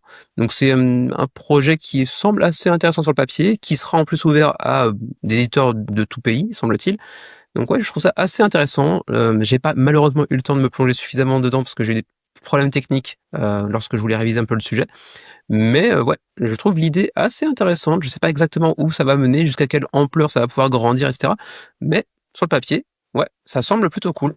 2 remarques avant de vous passer la parole. Déjà, j'ai l'impression que les prix sont beaucoup plus bas. Parce qu'en fait, oui, le parti pris à la base, c'est de dire on peut pas se lancer sur des campagnes participatives GameFound avec des objectifs déraisonnables parce que finalement, on finit toujours perdant. Et on revient à ce sujet qui est un petit peu le fil rouge involontaire de cette émission, c'est le fait de produire à perte. Donc là, la production, elle est maîtrisée. Ils savent que ce sera 500 boîtes et on les pré-réserve. Et finalement, donc, les prix sont moins chers. Les pages, alors déjà les pages ont l'air moins vendeuses. C'est-à-dire qu'en fait, on est un peu à cheval avec un truc de boutique. Là, t'as l'impression d'être sur une boutique, en fait. Donc, on est entre le boutique et le faux participatif, ce qui est assez étrange. Tu vois, là, je vois rien pour me hyper sur le jeu. Si je connais pas déjà le jeu, j'ai le poids de la boîte, super, mais c'est tout, en fait. Tu vois. Donc, J'imagine que ça dépend des éditeurs qui créent eux-mêmes la page en question. Si tu vas regarder par exemple pour Microcolonie juste au-dessus, il y aura certainement plus plus de description du jeu. C'est vrai, là il y a une description. Il y a pas le côté glamour de Kickstarter, GameFound et tout. Donc c'est plus une plateforme où... Vas-y, ouais. Fantasy Games est beaucoup plus actif sur les plateformes comme Facebook, Twitter, etc. Les SNS, disons, auprès de leurs joueurs. Ils font beaucoup de com, donc peut-être qu'ils arrivent à compenser un petit peu à ce niveau-là. Ouais, puis ça peut-être plus des jeux de niche. Justement, et puis peut-être qu'ils s'adressent aussi à des gens qui en ont marre du clinquant de GameFound et de Kickstarter. Hein. Il y a peut-être une catégorie de gens qui veulent juste, moi je veux le jeu. Puis c'est tout. Et le coup de Papiria là, donc je voyais, ça m'a fait penser à comment ça s'appelle. Il y a un éditeur qui utilise déjà ce système, c'est GMT Games, dont j'ai découvert Mr. President, parce que par exemple la mise à jour de Mr. President que j'ai reçu il y a pas très longtemps, elle a été financée en P500. Donc tant qu'il n'y a pas 500 preneurs, il y a pas de jeu produit. Donc il y a pas de coût pour l'éditeur. Et à partir du moment où il y en a 500 de produits, de toute façon, 500, ça doit correspondre, j'imagine, à une étape où le jeu est minimum rentable. Et donc, au-delà de 500, du coup, c'est sûr, le jeu sera produit, les backers, enfin, les pseudo-backers recevront leurs produits, et l'éditeur sait que de toute façon, toutes les boîtes vont partir. Du coup, il y a de toute façon, c'est 500 pour bien des éditeurs et bien des usines, c'est le MOQ, donc c'est le minimum order quantity. Tu peux pas passer en dessous de toute façon. C'est même plus souvent 1000 que 500 d'ailleurs, mais oui, c'est un chiffre. Après, tu peux avoir un accord base. avec. Finalement, on se débarrasse juste du chronomètre. Hein. Enfin, pas juste, mais c'est le côté délai où il faut avoir tant de promesses de dons, de participation avant telle date, dont on se débarrasse ici pour avoir quelque chose de peut-être plus sain du coup, parce que t'es pas dans ce rush, dans ce besoin de buzz. David, tu connaissais ça? Qu'est-ce que ça t'inspire, toi? Le P500, comme disait Xavier, ça fait déjà plus de 10 ans que ça existe, je crois. Donc, et GMT, notamment, je crois que c'est GMT qui l'ont créé à la base. C'était très actif pour les wargames, pratiquement. Ils faisaient beaucoup de leur production en P500. Et c'est vrai que c'est l'avantage, c'est qu'en gros, en tant que joueur entre guillemets intéressé, tu payes rien, t'attends juste que ce soit 500. Donc si ça t'intéresse, tu sais juste que tu seras payé au moment où ça sera lancé, et puis c'est tout. T'as rien à avancer, t'as pas à attendre 5 ans avant que d'être livré d'un jeu que t'as payé 5 ans avant, entre guillemets, comme ce qui se passe régulièrement en financement participatif. Donc c'est tout, c'est du win-win comme dirait l'autre, hein, mais après ça, comme tu l'as dit, ça concerne moins peut-être le clinquant, quoi, parce que la plupart des titres qui sont proposés ici, à part un ou deux peut-être qui vont tirer la corde, et puis à part tout ce qui est wargames, ça intéresse vraiment une partie très spécifique des joueurs. Et là, il y a beaucoup de joueurs quand même malgré tout qu'on connaît, moi que je connais pas très bien, hein, mais il y a quand même une bonne base. Après, pour le reste, je sais pas comment ça peut fonctionner, mais pourquoi pas. Après, ce qui est intéressant, c'est que oui, en effet, c'est que tu sors du circuit habituel, hein, donc avec toutes les incertitudes du circuit habituel boutique, c'est-à-dire que parce que tu disais 500, Kevin, c'est vraiment le minimum. Il n'y a pas beaucoup encore d'imprimeurs, même en Chine, qui proposent des 500. Généralement, c'est quand même beaucoup plus du 1000. Hein. Donc 1000, tu peux te dire ouais, ça va marcher, mais non, il y a plein de jeux à 1000 qui tu vends pas actuellement. Donc non, c'est plutôt une bonne chose. Enfin, à mon sens, c'est beaucoup plus rationnel, c'est beaucoup. Mais du coup, ça a sans doute aussi intéressant moins de monde, quoi. C'est plus du coup, apaisé. Vas-y, je te prie. Non, mais juste, c'est que des jeux qui, au niveau du matériel, sont quand même vendent beaucoup moins de rêves quand même. Oui, bien sûr. Je mettrais, avec l'exception peut-être de Bricolage Heads qui dénote, hein, moi, j'en parlais dans ma dernière vidéo, là, j'ai besoin, quand même, qu'on m'immerge dans un monde, et là, c'est vrai que ce que je vois me fait pas trop envie, même si les pitchs pouvaient être, tu vois, à part Kikai, moi, là, j'aurais pas envie d'y aller. Voilà, c'est ce que je voulais dire. Canal, pourtant, il y a eu quand même... J'ai pas regardé celui-là. Mais tu vois, il y a aucune... Une petite hype quand même autour de ce jeu-là. Moi, j'en ai entendu parler, même si c'est pas mon type de jeu, j'en ai quand même entendu parler de celui-là, donc... Il montre rien, tu vois. Alors, Et pourtant, à moi, là, l'époque, je débarque là-dessus, je saurais pas quoi acheter parce que j'ai pas grand-chose à mettre sous la dent, quoi. je me demande si le canal était pas sur GameFound il y a 2-3 ans pourtant. Ouais, c'est possible. Mais du coup, je m'avance un tout petit peu peut-être sur l'interview qui arrive un peu plus tard, mais toi, en tant qu'éditeur, David, si on reprend du coup Curse Castle que tu as récemment mis sur Kickstarter, est-ce que c'est un truc qui pourrait t'intéresser, toi, en tant qu'éditeur? Bah après le problème c'est que oui, enfin moi j'ai déjà pensé à faire des P500 ou pas forcément 500 mais rien que déjà des P300 entre guillemets ou des P250, enfin plus ça va plus on va descendre mais ouais c'est Ouais, ça. il y a des Mais foireux au bout d'un moment. parce que l'intérêt quand t'es vraiment un petit éditeur, c'est d'avoir où tu sais que tu vas avoir un volume que tu vas vendre. Par contre, là, c'est que ouais, tu lances ton truc et puis t'attends que en même temps, tu sais pas trop combien de temps ça peut durer, ça peut marcher, ça peut pas marcher.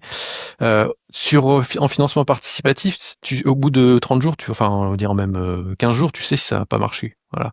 Là, finalement, tu sais pas. Je sais pas comment fonctionne le travail entre Fantasy Games et puis les localisateurs, dans le sens comment est-ce qu'ils signent les contrats, comment est-ce qu'ils mettent des clauses, etc. Mais normalement, en tant que localisateur, tu signes le contrat avant de proposer ton financement participatif. Ou alors, c'est que t'as pas les droits, donc normalement, tu le fais pas. Tu le fais pas. Après, t'as certains éditeurs qui vont être sympas, qui vont dire oui, on peut voir le volume en fonction du financement participatif, on peut voir le paiement en 2 fois, une fois avant, une fois après. Enfin, on peut négocier plein de choses, mais ça reste quand même malgré tout que t'es obligé d'avoir un truc, quoi. Donc ouais, je sais pas trop en fait, je sais pas trop. Et puis, enfin, mine de rien, même si Kickstarter, GameFound et tout ça, c'est d'abord avec ce que tu vas mettre comme énergie pour faire parler du jeu que ça va monter. Une plateforme comme Board Game Commerce, ouais, ça va intéresser déjà qu'un certain nombre d'éditeurs, un certain nombre de joueurs, et donc du coup, je sais pas du tout, hein, franchement. Enfin. Moi, je pense que déjà, ce que je propose correspondrait pas vraiment à la ligne, hein, parce que c'est plutôt quand même soit de l'Eurotrash, soit du Wargames, qui est peut-être plus proche, mais bon. Mais ouais, je demande à voir. Ben, j'espère pour eux que ça va se développer, parce que je trouve que c'est quand même une bonne façon de pas en faire trop, de s'assurer aussi d'avoir finalement les fonds pour pouvoir partir, ce qui est vraiment la trésorerie de roulement, entre guillemets, c'est vraiment ce qui est compliqué quand t'es un petit éditeur, quoi. Donc, ouais. Ouais, c'est ce qui est. Moi, tu vois, c'est un truc qui pourrait me. Là, c'est que du made in China, j'ai l'impression. Si c'était en plus du made in France, plutôt un truc très local, alors c'est peut-être du fantasme, hein, mais dans cette optique-là, ouais, ça m'attirait peut-être plus que finalement. Après, le Made in France, tu vas le trouver sur Ulule généralement, parce que les joueurs Oui. et les backers entre guillemets ont déjà cette appétence sur Ulule. Hein, enfin, moi, c'est comme ça que je le vois. Bon. Voilà. Après, faut comprendre aussi que le Made in France, c'est un coût qui est énorme. Mais c'est méga cher, non, mais bien sûr. On parle d'un monde idéal. Ouais. Après, c'est jouable parce que c'est de la vente directe. Et puis, en termes de volume, tu fais pas les mêmes je pense que tu peux plus facilement faire 500 qu'en Chine. Mais si tu passes après derrière par le circuit boutique et tout ça, waouh. Ok, bon. Tiens, Xavier, t'as raison, je vais donner la parole. Tu veux nous parler de Mèche contre Mignon. J'inverse un peu les sujets parce que je voudrais en garder un pour la fin. Alors, je sais plus. Est-ce que les gars, aidez-moi. Est-ce que mon anecdote sur Mec versus Mignon, je l'avais raconté en live ou pas? Que tu l'avais backé. Non, quand j'ai essayé de le vendre mon exemplaire. Ah non, Non, je me souviens que ça ça me avait dit acheté rien, une occasion, mais que tu avais jamais joué, je crois. Ouais, c'est ça, ouais. Et bon, on verra si on a le temps. En tout cas, Xavier, que se passe-t-il? Je suis en train de te voler ton sujet. Eh bien, je suis choqué puisque un des Grail Games que j'ai cité dans notre vidéo sur les Grail Games annonce son retour. Alors, au début, honnêtement, j'ai cru à une blague parce que je venais de me faire avoir le 1er avril par une annonce de la réédition de Full Metal Planet. Chose qui n'arrivera jamais puisque... Voilà, chose qui n'arrivera jamais puisqu'apparemment le jeu est dans un espèce d'enfer de contrats, de droits, tout ça. Enfin, personne n'est d'accord entre eux, donc il reviendra jamais sur le devant de la scène. Donc je me suis dit bon voilà, les mecs ils ont juste piraté mon ordinateur, ils ont vu les trucs et ils me font chier. Ben non, en fait c'est vrai. Apparemment, Mercs and Minions versus Minions revient pour ses 10 ans. Donc un projet à la base qui était juste un projet interne à l'éditeur de League of Legends, Riot Games, pour remercier justement les je dirais les employés d'avoir bien bossé sur un titre qui avait un énorme succès. Et puis finalement, ils se sont dit, il y a peut-être d'autres gens qui sont intéressés. Et du coup, ce jeu-là, qui n'avait pas vocation forcément à sortir, était sorti et avait eu je dirais, un bouche à oreille extrêmement positif et était tombé tout de suite en rupture de stock et en spéculation monstrueuse sur les sites de revente. Donc là, on n'en sait rien encore du tarif de l'époque d'apparition sur les réseaux de cette nouvelle version, mais on sait déjà que il y aura éventuellement des modules qui n'étaient pas dans le jeu d'origine, puisqu'ils disent pour correspondre un peu plus aux desiderata de différents types de joueurs. Donc je suis intrigué parce que c'est un Great Games auquel j'ai jamais joué, mais qui me fait très envie, déjà parce que visuellement il est assez luxueux, et du coup ça me fait un peu peur sur la tarification, parce qu'à mon avis, vu qu'il est passé 10 ans, à mon avis, le prix va prendre 10 ans dans la tronche aussi. Ouais. Donc, Et puis c'est publié avec Incredible Dream, que j'aimais beaucoup, puisqu'ils ont fait toute la série des Kinfire, y compris Kinfire Chronicles, qui est un des jeux qui m'a le plus peiné de revendre, mais c'était un jeu qui marchait mieux à 3. Bref, c'était un super jeu. Par contre, c'était un jeu très très de luxe déjà. C'est des anciens du jeu vidéo aussi. Enfin, Riot, c'est le jeu vidéo, et Incredible Dream, c'est des anciens du jeu vidéo et de l'animation. Donc c'est des mecs qui aiment les belles choses. Donc oui, je pense qu'il sera pas donné. Ouais, donc pour l'anecdote, alors je la fais vite fait parce que je vois qu'on a peut-être le temps, mais c'est ce qui m'a fait boycotter PayPal. Non, mais elle est dramatique cette histoire. J'avais donc une boîte. En gros, un jour, j'apprends que ce jeu allait bien. Je savais qu'il existait. Je pensais que c'était un gadget, un gadget de Riot, voilà, n'importe quoi. Du coup, je l'achète assez cher, et puis bon, ça prend de la place, il sort pas, parce qu'en fait, il est tellement précieux, il y a que 700 boîtes, je crois, qui sont sorties en VF à l'époque, il est tellement précieux que j'ose pas le sortir, parce que j'ai peur de l'abîmer, je suis comme ça, j'y peux rien. Donc je me dis, j'y jouerai pas, c'est pas grave, je le revends. J'arrive à le revendre à peu près au prix où je l'ai payé, donc peut-être 2, 3 fois son prix d'origine, par un mec qui donc me fait un PayPal, et je fais pas attention au PayPal. Donc, je prends l'argent, j'envoie la boîte, il la reçoit, il dit, oh, super, et tout, machin, je crois que non, c'était pas passé par Ocaseo, je sais plus, peu importe. Et 2-3 jours après, il me dit, ah, mais en fait, la boîte est complètement broyée, donc en fait, j'en veux plus. Je dis, gars, tu m'as dit que tu l'avais reçue, la boîte, donc a priori, si elle était broyée, tu me l'aurais dit tout de suite, non? Il me dit, non, mais je te la renvoie. Et c'est là que je me rends compte que, et je faisais pas attention à l'époque, il m'avait envoyé un PayPal pour un bien ou un service.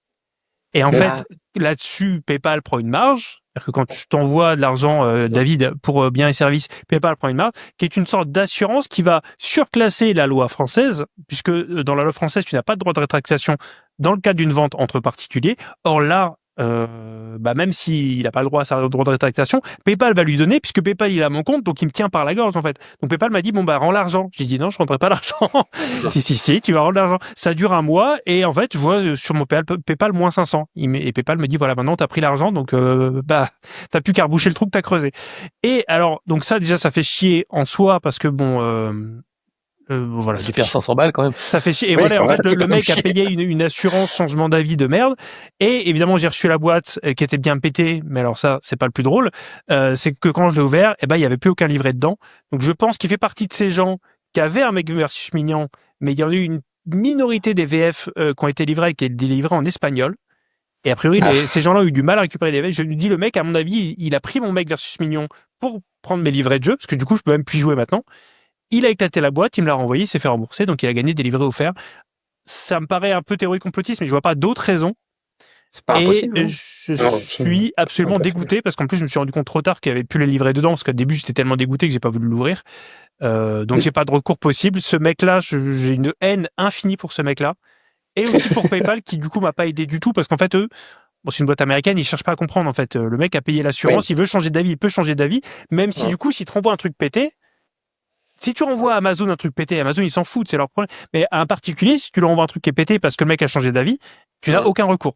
Tu vois ce que je veux dire? Les PayPal.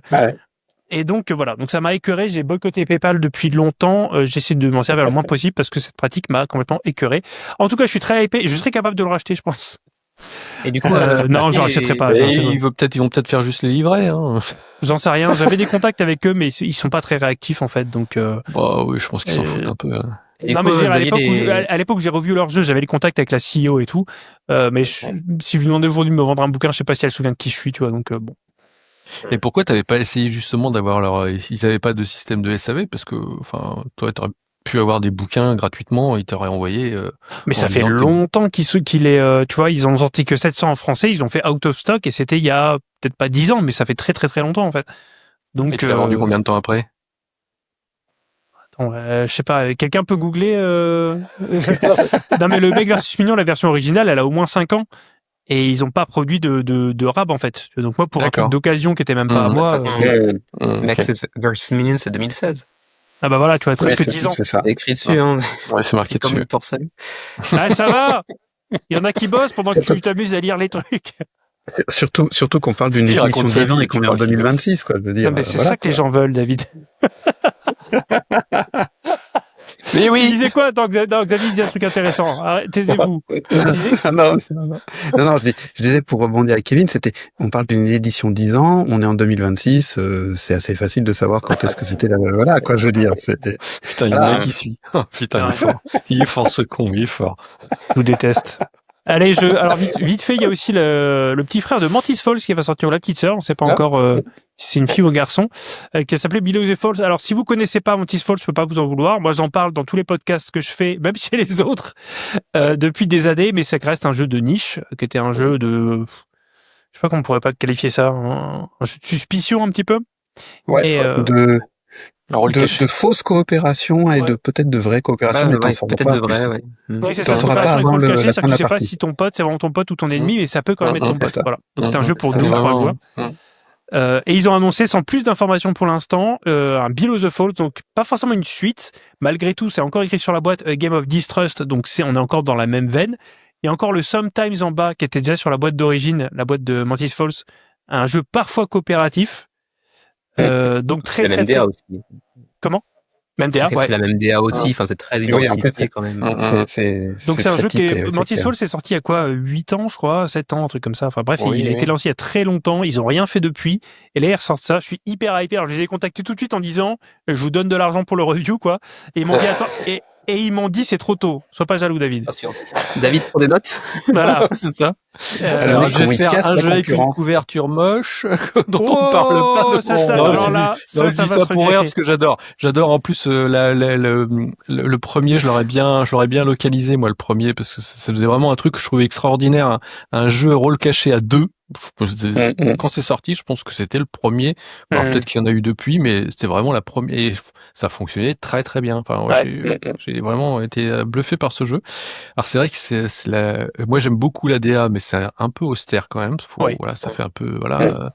Mais ouais, non, je dis ça pour rire parce que franchement intéressant. Mais par contre, passer à 4 là, du coup, il n'y a plus la même originalité. Hein, Parce que j'avais déjà essayé à 3, Mantis Falls, non, j'avais pas essayé, pardon, à 3, mais où t'as un bystander, c'est-à-dire que t'as un troisième joueur qui joue un rôle un peu différent. Mais c'est pas dit que ce soit du tout le même concept, en fait. On n'en sait rien du tout. Hein. Plus, ouais. Ils disent que c'est le même monde, mais c'est tout. J'ai confiance dans leur... ils doivent faire autre chose dans leur vie. Hein. Je te plie, pourquoi pas. Non, j'ai confiance en eux, parce que forcément, ils font autre chose dans la vie. Tu peux pas vivre en sortant un jeu tous les 7 ans, donc je pense qu'ils le sortent parce qu'il est prêt. C'est des mecs qui avaient même livré un jeu en offrant les sleeves parce qu'ils étaient un peu en retard sur les livraisons. Voilà, donc bref, et pour revenir sur le moment où j'ai commencé à dire des blagues là, ils m'ont dit il est trop tôt. C'est-à-dire que quand j'ai vu ce truc-là, je pensais que ça allait partir bientôt, et en fait non, c'est pas encore le cas. Donc gardez un œil là-dessus, essayez de vous renseigner sur Mantis Falls si vous cherchez un truc vraiment différent, on en parle souvent. Et voilà, et je termine. Par contre, termine. À part ça, il bosse, hein, je veux dire. Gars, t'as pas idée de bloquer, espèce de raclure. Donc, micro-héros. Donc, j'ai été contacté par Grams Édition. Oui. Pour parler de ça. Alors, et en fait, je trouvais ça sympa parce que Kevin l'avait backé. Donc, Grams, c'est la boîte de Leandro Proust qui s'est fait connaître. Et ça, à l'époque, je l'avais suivi par Clash of Decks. Qui était un jeu déjà en Pay What You Want, hein, donc l'astuce, ou en tout cas le gimmick de ces campagnes, c'est tu donnes ce que tu veux en termes d'argent et on t'envoie un jeu. Des jeux qui, en tout cas pour Clash of Deck, qui était un jeu qui avait été expansé plusieurs fois et qui était pas si con que ce que ça avait l'air, enfin pas si con, pas si basique, tu vois, qu'un jeu à 1 balle, c'était un vrai jeu, quoi. C'était un vrai jeu. C'est maintenant devenu un petit pilier Gram Édition sur ce qui est du jeu solo. parce que ça fait quand même, on voit, ça fait un moment qu'ils font du pay what you want. Alors j'avais oublié, mais c'est vrai que la première campagne de Clash of Decks avait été annulée. C'était pas très bien passé et ils ont retourné le truc très très rapidement. Donc bref, ça c'était pour Clash of Decks. Là, on est sur, je vais le retrouver sur le Micro Hero. Donc Micro Hero, toi t'avais backé n'importe quoi. T'avais backé le Hercule, toi. Hercules. Ouais. Voici. Auquel Ouais. j'ai joué. Ouais, voilà, ouais. Alors, qu'est-ce que t'en as pensé en 3 mots pour comparer à mon ressenti? J'ai trouvé ça plus intéressant que je ne l'aurais pensé de prime abord. C'était en plus assez marrant. La DA est très décalée par rapport à la thématique mythologie Ouais, c'est la grecque. même que là, ouais. Par contre, il était assez difficile. Ah ouais, punaise. Pas en termes de règles, hein, mais juste en termes de réussir à gagner une partie, c'était vraiment pas gagné, quoi. Xavier, t'y as joué ou pas du tout? Pas du tout pour l'instant, j'avoue. Ok. Non. Ouais, alors je trouvais que malgré tout, les règles, il y avait plus de règles qu'un jeu. Enfin, il y a des petites mécaniques quand même sympas qui s'embranchent. Quand tu vois ton Hercule qui va avoir des actions de fin de tour, ou si tu fais rien avec lui pendant un tour, tu vas retourner la carte, tu auras un autre effet. Donc c'est pas du tout basique en fait. C'est un peu le principe de Clash of Decks, c'est que ça a l'air basique, ça l'est pas du tout. Et donc pareil, donc le micro-héros Hercule, je l'ai trouvé super dur, je l'ai reçu avec Ulysse. Mais malgré tout assez marrant. Il y a une certaine présence sur table qui m'a surpris parce que t'as beaucoup de pioches de cartes. Tu te fais ta petite zone en fait, et donc c'est pas un petit jeu dans le sens où tu te fais quand même un petit peu ton univers. La DA est vraiment top. Et donc là, il lance Ulysse et Achille. Alors Achille, je l'ai pas eu. Ulysse, je l'ai reçu. Alors le délire, c'est pas tout à fait le même délire. Il repart sur le fait de réécrire la mythologie. Donc on est sur une version décalée de la mythologie. Là, on affronte Poséidon. En fait, on est sur la mer. Par contre, le jeu s'approcherait un petit peu du Serenity. T'as les bases d'un Serenity qui avait été localisé d'ailleurs par Lucky Duck. Ah, le Québec. Ouais.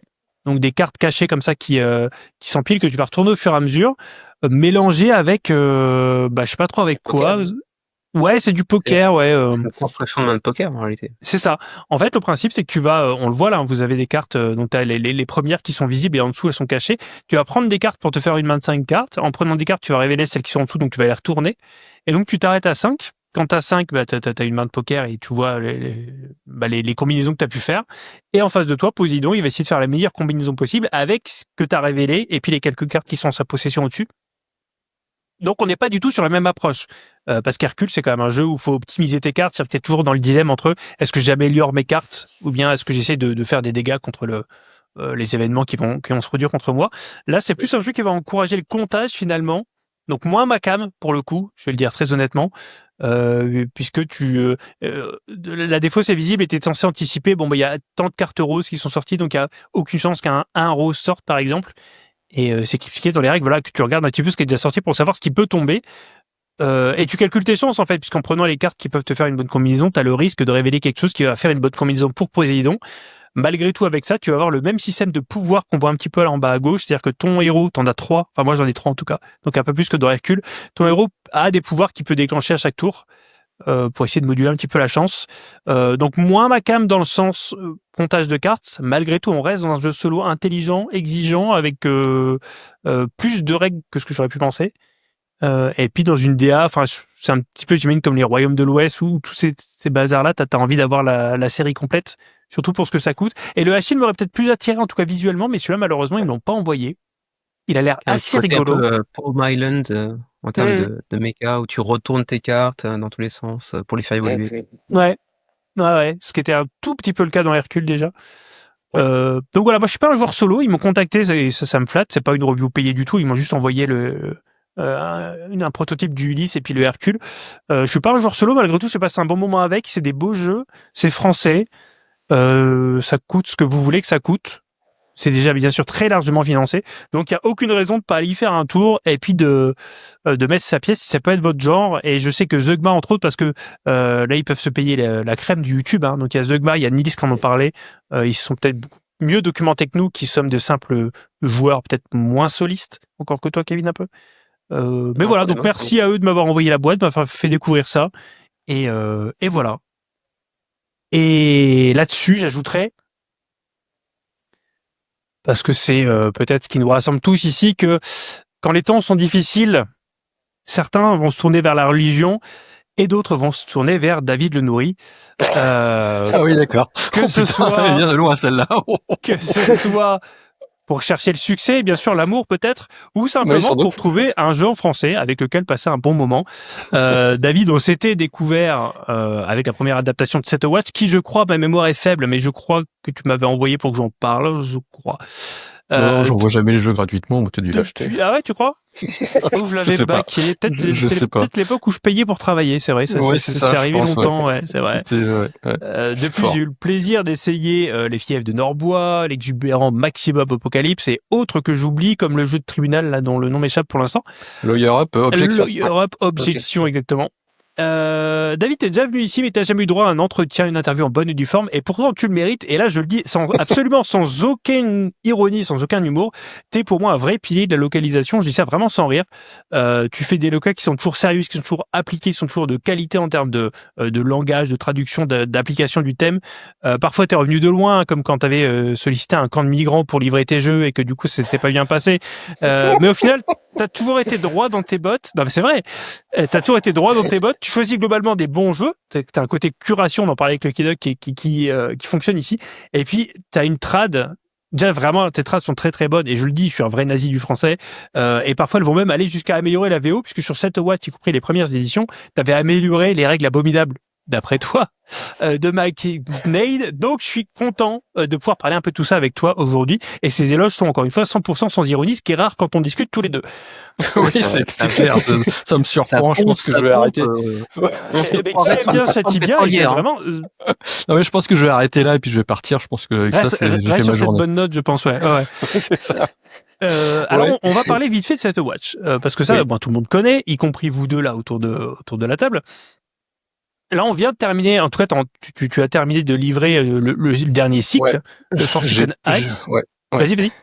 Oui, pardon, alors, je pense que ça doit être terminé de livrer parce que j'ai pas reçu le mail de Meeple Logistique. Je vais envoyer un mail vendredi pour savoir si bien toutes les dernières boîtes avaient été livrées. J'attends le mail de retour, mais a priori, je pense que tout a été livré. Ouais. Donc, ceux qui n'ont pas été livrés et qui voient la vidéo, n'hésite pas à me contacter, mais je ferai une news bientôt pour l'annoncer. Donc, tu as toujours eu du succès avec ces jeux-là. Hein. Je suis pas allé assez loin. Ouais. J'irais pas jusqu'à dire que c'est le jeu qui t'a lancé, mais je pense que c'est celui qui t'a peut-être un peu propulsé ou t'as fait franchir une étape quelque part. Ouais, parce que alors avant j'avais fait quand même Dice City qui était quand même un jeu relativement connu à l'époque malgré tout de AEG donc qui était voilà quelque chose un peu touffu parce que c'était ma première vraie locale, les autres c'était des petits jeux des petits jeux familiaux. Mais ouais, et puis en plus ça correspondait vraiment au type de jeu que moi j'aime jouer quoi en fait. Alors c'est pas les jeux avec des mauvaises règles mais c'est ce type de jeu un peu à l'américaine et qui complètement qui a une inspiration jeu de rôle mine de rien parce que l'auteur est quand même à la base un auteur qui a fait beaucoup de jeux de rôle, de Donjons et Dragons, etc. Et donc ça correspondait vraiment à ma hype. Et puis quand j'avais découvert le jeu, je l'ai découvert par le financement participatif. J'ai trouvé que c'était vraiment original cette façon d'utiliser les dés. C'était voilà. Et donc j'ai commencé à travailler avec Mike Dead à partir de ce moment-là. Ouais. Alors bien sûr, les copains, vous m'interrompez dès que vous voulez ajouter ou demander quelque chose. Qu'est-ce qui est toi, côté joueur ou même éditeur, qu'est-ce qui pour toi explique la popularité, la longévité de cette licence-là, y compris en France? Parce que j'ai l'impression qu'il y a aussi cette spécificité en France, on aime bien aussi cette Watch, quoi. Alors aux États-Unis oui, en France je sais pas si on aime bien, il a un petit peu marché parce que j'ai quand même j'ai fait pratiquement 500, enfin un peu moins de 500 boîtes donc 430, ouais. Voilà, donc c'est plutôt pas mal enfin moi c'est vraiment les financements participatifs qui ont vraiment bien marché, c'est à chaque fois les Set Watch c'est vrai. Après il a eu une vie en boutique pas énorme. Moi j'ai dû arrêter parce que entre-temps ça avait été repris, la licence avait avant que ce soit le patron de Kevin qui reprenne et là du coup c'est pour ça que c'était intéressant. Il nous a volé. Non, mais avant c'était Tabletop Tycoon, donc c'est les gens derrière Everdell, et eux, c'est pas du tout les mêmes marges, quoi. Donc c'était extrêmement compliqué de travailler avec eux. Donc Magnet, lui, je pense qu'il s'en foutait un peu des Français, de l'intérêt, enfin des localisations. Donc voilà. Donc j'ai arrêté pendant longtemps. C'est à ce moment-là que je m'étais lancé avec Bad Test Game sur la grosse boîte de Maximum Apocalypse. Et puis et donc du coup, on a eu pas mal de problèmes à ce moment-là pour arriver à finir la localisation parce que entre-temps les prix avaient augmenté, donc c'était un peu compliqué. Mais voilà, depuis un peu plus d'un an, Mike Ned est revenu à la raison. Alléluia. Et il a changé de direction, de directeur de localisation, en tout cas, directeur de licence. Et donc, c'est arrivé chez Mob Vanguard, donc avec qui moi j'ai déjà pas mal travaillé sur plusieurs titres. Et donc, bah voilà, donc j'étais très très content que ça se passe comme ça, parce qu'en plus, bon, globalement, déjà les prix sont beaucoup moins chers, et puis je m'entends plutôt bien avec Michael. Donc voilà, donc c'est comme ça que j'ai pu reprendre la troisième set watch. J'étais parti avant en fait, mais si entre guillemets ça a pu bien marcher de mon côté, c'est-à-dire en termes de rentrée un peu qui m'ont permis de faire au moins l'année, continuer l'année, c'est grâce au fait que ça a changé de direction de directeur de localisation, parce que sinon ça aurait été plus compliqué malgré tout. Mais voilà. Et donc tu ne réponds pas du tout à la question. Pardon, excuse-moi.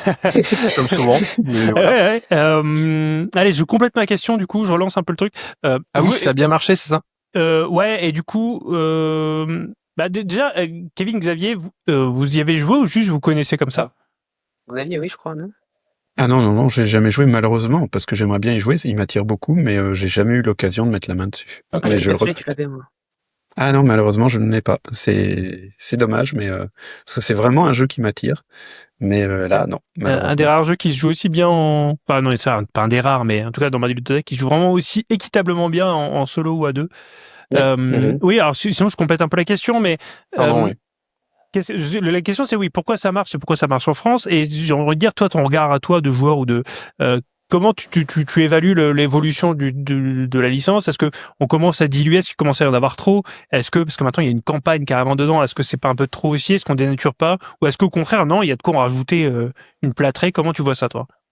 Alors oui, alors pour répondre à ta première question, je m'excuse, j'étais parti sur autre chose, mais comme souvent, tu sais bien, quand on discute tous les deux, ça peut être un peu. Mais en fait, ça a bien marché, mais je dirais pas que ça a très bien marché en France. J'ai réimprimé le premier, le deuxième, j'ai vendu les 3000, 2500, je crois que j'avais imprimé, et là le troisième, j'en fais que 1000, donc de la petite boîte, et que 500 de la grosse boîte, donc c'est quand même beaucoup plus. Et puis je passe pas par la boutique, donc bref.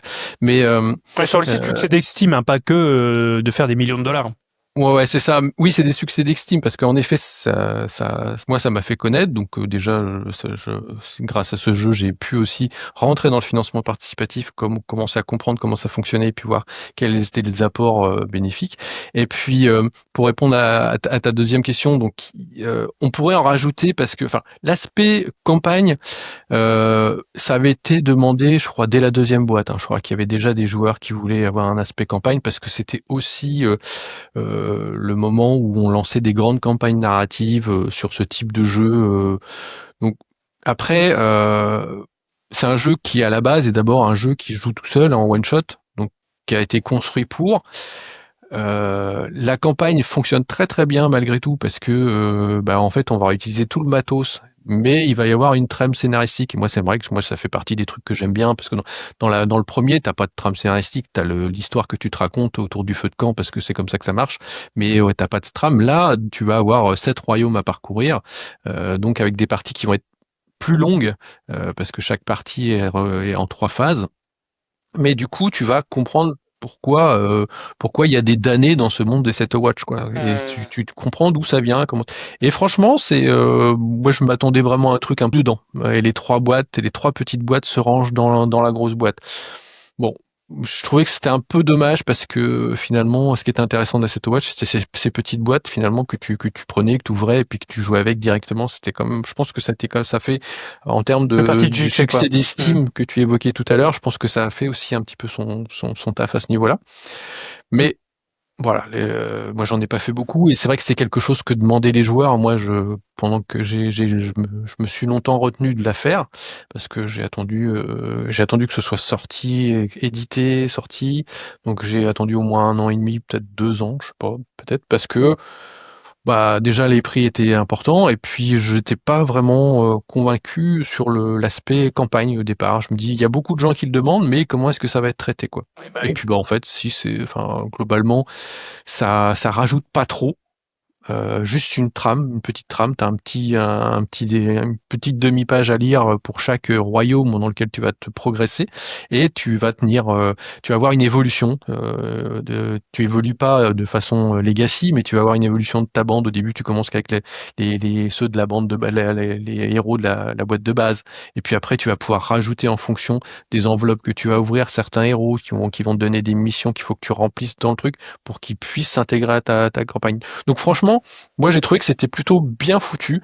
Voilà, j'ai regretté un peu l'aspect plutôt gros, parce que je me dis que dans une petite derrière, boîte moi ça y aussi. allait quoi. Je l'ai reçu, j'ai pas eu le temps d'essayer la campagne. Je l'ai reçu, c'est vrai qu'on peut tout mettre dedans. Moi, j'ai même pas mis les boîtes, elles sont de l'autre côté là, pour pouvoir laisser un peu tout le bordel comme je voulais.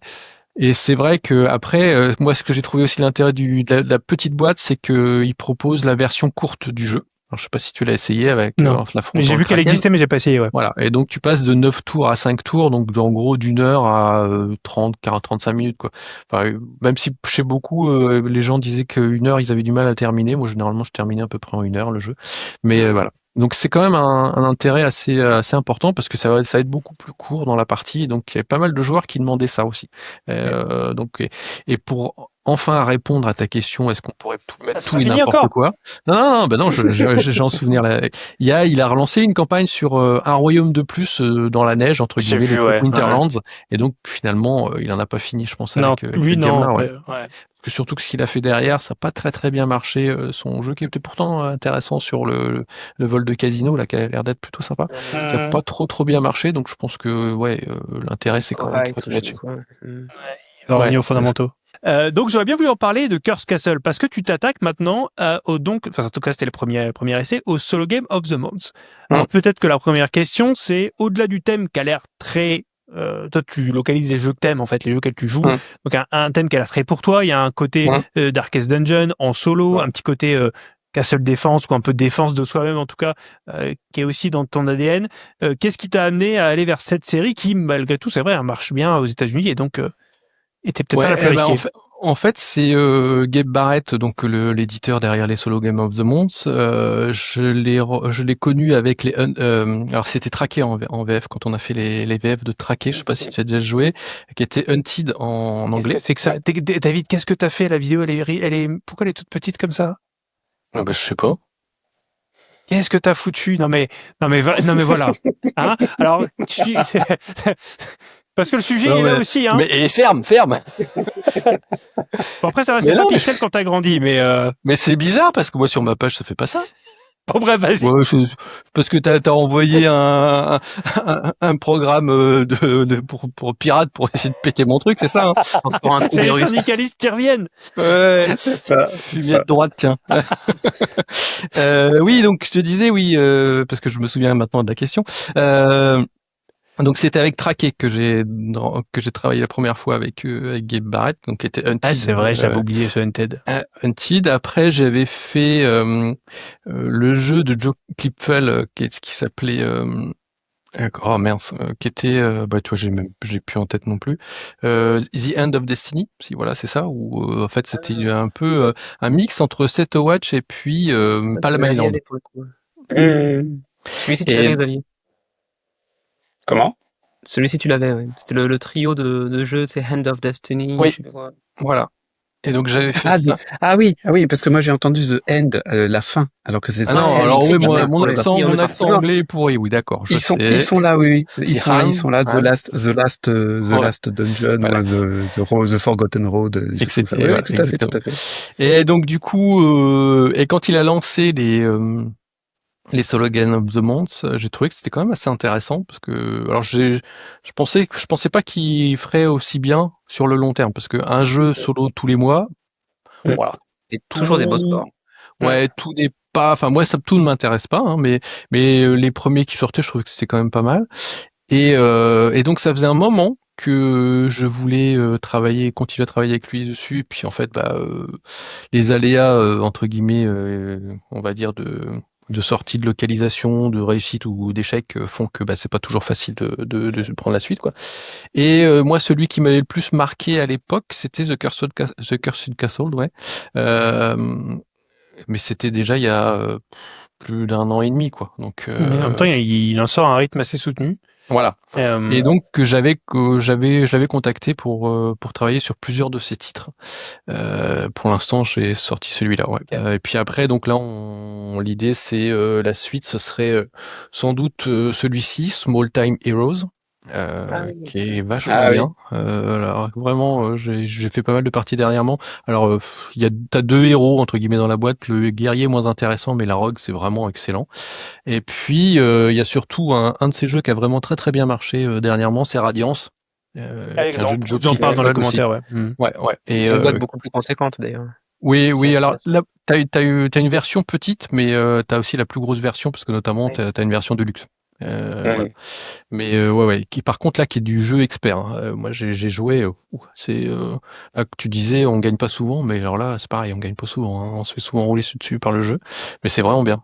Et donc, t'es allé chercher un peu plus de 200 contributeurs, 5600 euros. Je sais pas si t'as le droit de le dire, mais tu t'attendais à plus, à moins? C'est à peu près ce que tu t'estimais Alors moi j'espérais autour des 250, ce qui arrivera entre guillemets avec le Play Manager hein, à peu près. Hein. Donc c'est généralement ce que un résultat entre 200 et 250 auquel j'aime arriver pour des petites locas comme ça. En fait, c'est de la loca de niche entre guillemets parce que c'est déjà du jeu de niche. C'est une VF qui passe par financement participatif alors que c'est un jeu qui est déjà passé en financement participatif. Donc on sait bien que ça va pas faire 500 ou 1000. Hein. Ça c'est pas c'est pas du tout envisageable. Mais quand je vois les dernières campagnes que j'avais faites, parce qu'on a eu l'occasion de discuter, Flip Voyage, j'avais fait moins de 200, Siège de Valéria, j'ai fait moins de 200. Donc voilà, j'ai quand même aussi l'impression que de toute façon, comme pour beaucoup de choses, ça se contracte un petit peu quand même malgré tout. Hein, donc, Est-ce qu'il y a pas j'ai presque envie de passer la balle à Kevin là-dessus, parce que tu t'es posé la question aussi Ouais. sur le J'avais envie choix te de la poser la question, plateforme. justement, Vas-y, Kevin. Je te passe la Ouais, balle.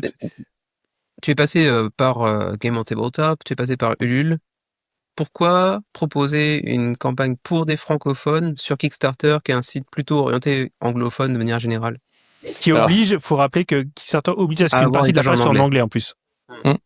Oui, ça je l'ai découvert hein, parce que je le savais pas. Hein, donc, mais c'est en dialoguant avec l'IA de Kickstarter que j'ai appris qu'il fallait que ce soit traduit. Oui, mais c'est du VF pour des Français. Oui, non, mais il faut que ça soit traduit. Bon, bref. Mais en fait, parce que j'ai déjà fait du Game on Tabletop, j'ai déjà fait Ulule et GameFound. De toute façon, c'était pas la peine d'y aller parce que Cursed Castle, Solo Game of the Month sont sur GameFound à la base, donc de toute façon, c'était hors de question. Et je voulais essayer parce que l'idée, c'est d'en faire plusieurs. Donc, je me disais un peu innocemment, il y a quand même beaucoup plus d'abonnés ou d'utilisateurs Kickstarter, même y compris en France, que Ulule ou Game on Tabletop. Comme parce que c'est ce que tu m'avais dit, mais pourquoi t'es allé là-dessus? Comme je t'ai dit, j'ai regardé les anciennes campagnes que j'ai faites. Là, j'ai fait plus malgré tout. Tu vois, j'ai fait 25% de plus malgré tout. Donc, et c'est sur une première. Et je me dis que peut-être 2, 3, peut-être que est-ce qu'il Et y tu a penses que c'est organique alors que c'est juste parce qu'il y a plus de passages, ce qui est vrai d'ailleurs. Hein. Tu aurais raison de le dire. Moi, j'en sais rien du tout. J'ai voulu essayer parce que tout le monde me disait, beaucoup de gens me disaient, mais oui, mais tu fais des campagnes sur Game on Tabletop ou sur Ulule, pourquoi tu vas pas sur une vraie campagne de financement participatif comme KS ou GameFound? Tu vois? Donc, je dis, je sais pas, moi, c'est des campagnes qui sont faites pour les francophones. Je me dis, c'est peut-être mieux que j'aille sur Ulule ou, voilà. Donc, Ulule, j'ai eu plutôt des jolies réussites comme les Set Watch que j'ai fait sur Ulule. Sur Flip Voyage, c'était c'était pas exceptionnel, on va dire. C'était pas trop mal, mais je m'attendais un peu plus quand même malgré tout. Donc, voilà, j'ai été plutôt surpris sur la fin parce que je pensais qu'il y aurait un petit pic, parce que souvent il y a un petit pic d'accélération, là il y en a pas eu du tout. C'est très très bien parti dès le départ, mais après, je pense, c'est avec les gens qui me suivent habituellement, hein, je sais bien comment ça fonctionne. Mais Est-ce que t'as l'impression d'avoir une communauté qui te suit toi maintenant ou enfin en Ouais. attendant tu dis que c'est Mais- aléatoire selon les jeux, mais t'as peut-être un matelas quand même entre guillemets. Ouais, enfin pour échanger assez régulièrement, notamment sur le forum Cloud, je sais qu'il y a quand même pas mal d'entre eux qui me suivent et parce qu'ils ont à peu près les mêmes goûts que moi et donc du coup ce que je vais leur proposer globalement, il y a à peu près des chances que ça fonctionne. Alors c'est comme je disais sur Flip Voyage, je m'attendais un peu plus parce que c'était une sorte de suite à Flip Town qui a plutôt marché correctement, enfin à mon niveau. Hein, restons, on avait fait 2000 boîtes, on les a vendues, donc c'est plutôt pas si mal que ça pour un flip and write initié, on va dire. Hein.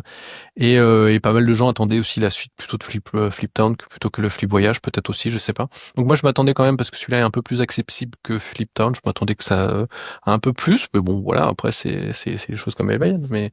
Mais voilà. Donc je me suis dit bon bah on va sur KS parce qu'on a essayé les autres. Pourquoi pas essayer celui-là quoi. C'était pas. Alors après pour en avoir discuté avec Youssef Fari, hein, lui il fait toute il a tout Sa carrière sur le KS lui. Ouais. voilà. Donc lui, je pense qu'il changera pas. Et puis, mais c'est une chose différente. Mais c'est vrai que lui, il me disait, bon, faut mieux essayer de se focaliser sur une plateforme et puis essayer de continuer dessus. Donc je sais pas. Mais ce qui est compliqué, c'est que toi, moi, pour en parler du jeu de rôle là que je vais sortir en juin, le jeu de rôle, je fais sur Game on Tabletop parce que c'est un jeu de rôle en français et que Game on Tabletop, c'est vraiment une structure pour les jeux de rôle. Enfin, ça passe quand même beaucoup par là, même s'il y en a quelques-uns sur Ulule qui fonctionnent bien, mais voilà. Et donc, ouais, c'est un peu compliqué, mais après, pour en avoir aussi échangé avec d'autres, c'est que finalement, le résultat que tu fais, c'est à la mesure des moyens que tu peux mettre dans la communication, dans tout ça. Donc, si t'as pas beaucoup de moyens, ou si tu oublies de faire bosser tes copains, bah voilà, Ouais, il y a un forcément, peu de ça aussi. Ouais. ça marche Mais là, beaucoup. en un mot encore une fois, donc là on peut dire pour ceux qui s'en inquiéteraient que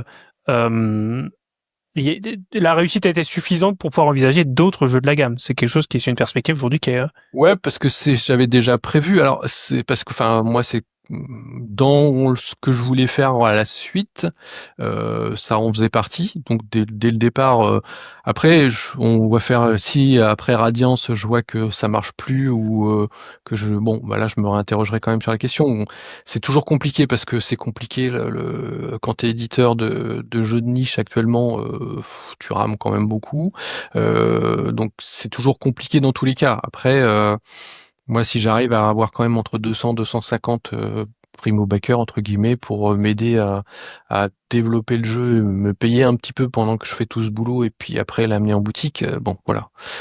Encore que sans doute que Small Time Heroes, il reste sans doute pas en boutique, je sais pas, je vais voir encore, Ouais. mais bon. Oui, finalement, c'est... Enfin, il t'aurait presque besoin de ton set watch annuel pour... Enfin, j'imagine que les sorties de set watch, ça te permet aussi d'envisager ensuite d'autres choses peut-être un peu plus audacieuses. Bah, c'est ce que je dis. En gros, la campagne de cette watch l'année dernière, ça m'a permis de continuer à travailler encore cette année, quoi, si tu veux. Donc, parce que l'année dernière, j'ai pas sorti grand chose. C'était une année compliquée et que en fait, finalement, bah, si tous les bénéfices m'ont payé entre guillemets mon très très faible salaire de gauchiste pendant cette période-là. Et je pense que oui, si j'avais pas fait cette watch, je sais pas comment j'aurais pu continuer. Je pense, à mon avis, on était plutôt sur ces niveaux-là, quoi. Et là, donc, tu attaques. On va terminer avec cette annonce tonitruante. Oui. Je sais pas si tu l'as fait sur d'autres réseaux. En tout cas, tu l'as fait ici en quasi-exclusivité. Tu te lances dans le jeu de rôle. Alors, je te demanderais bien pourquoi, mais on risque peut-être de partir trop loin. Non, c'est juste parce que je suis un rôliste à la base et que je me suis remis au jeu de rôle depuis 3 ans et que j'avais envie, quoi. Pourquoi celui-là, ou est-ce que tu veux nous le présenter, ou parce que c'est aussi un autre, je sais pas si on aura le temps d'aller par là, mais c'est aussi beaucoup plus de boulot. Un bouquin de jeu de rôle, c'est quand même autre chose que quelques cartes. Voilà, beaucoup de pression. Parce que c'est aussi une loca, du coup? Oui, c'est aussi une loca, donc ça s'appelle High School Cthulhu, et donc pour moi en fait c'est aussi le type de jeu que j'aime parce que c'est un truc un peu à côté, quoi. C'est là on mélange Beverly Hills avec le mythe de Cthulhu, quoi. Donc en gros t'es dans les années 90, tu joues des lycéens et en même temps qu'il va falloir que tu essayes de choper ton crush ou essayer de pas trop passer pour un loser au lycée, ben en même temps tu vas devoir sauver le monde, quoi. Et ça se passe à Innsmouth, qui est une ville qui est quand même très très connue dans le mythe de Cthulhu. Donc moi je trouvais qu'il y avait quelque part un mélange des genres qui était totalement what the fuck quelque part, mais qui fonctionne très très bien en fait. En plus, les scénarios sont très bons dans leur genre. Et enfin, moi, j'ai vraiment découvert ça quand le jeu est sorti. C'était un peu plus d'1 an, je crois. Et puis j'avais pas du tout envie de ça à ce moment-là. Ça faisait quelques mois que je m'étais remis, enfin un peu plus que je m'étais remis dans le jeu de rôle de façon active. Et j'avais pas forcément passé en termes d'édition. Et puis ces dernièrement, il y a quelques mois que je me suis dit ouais quand même.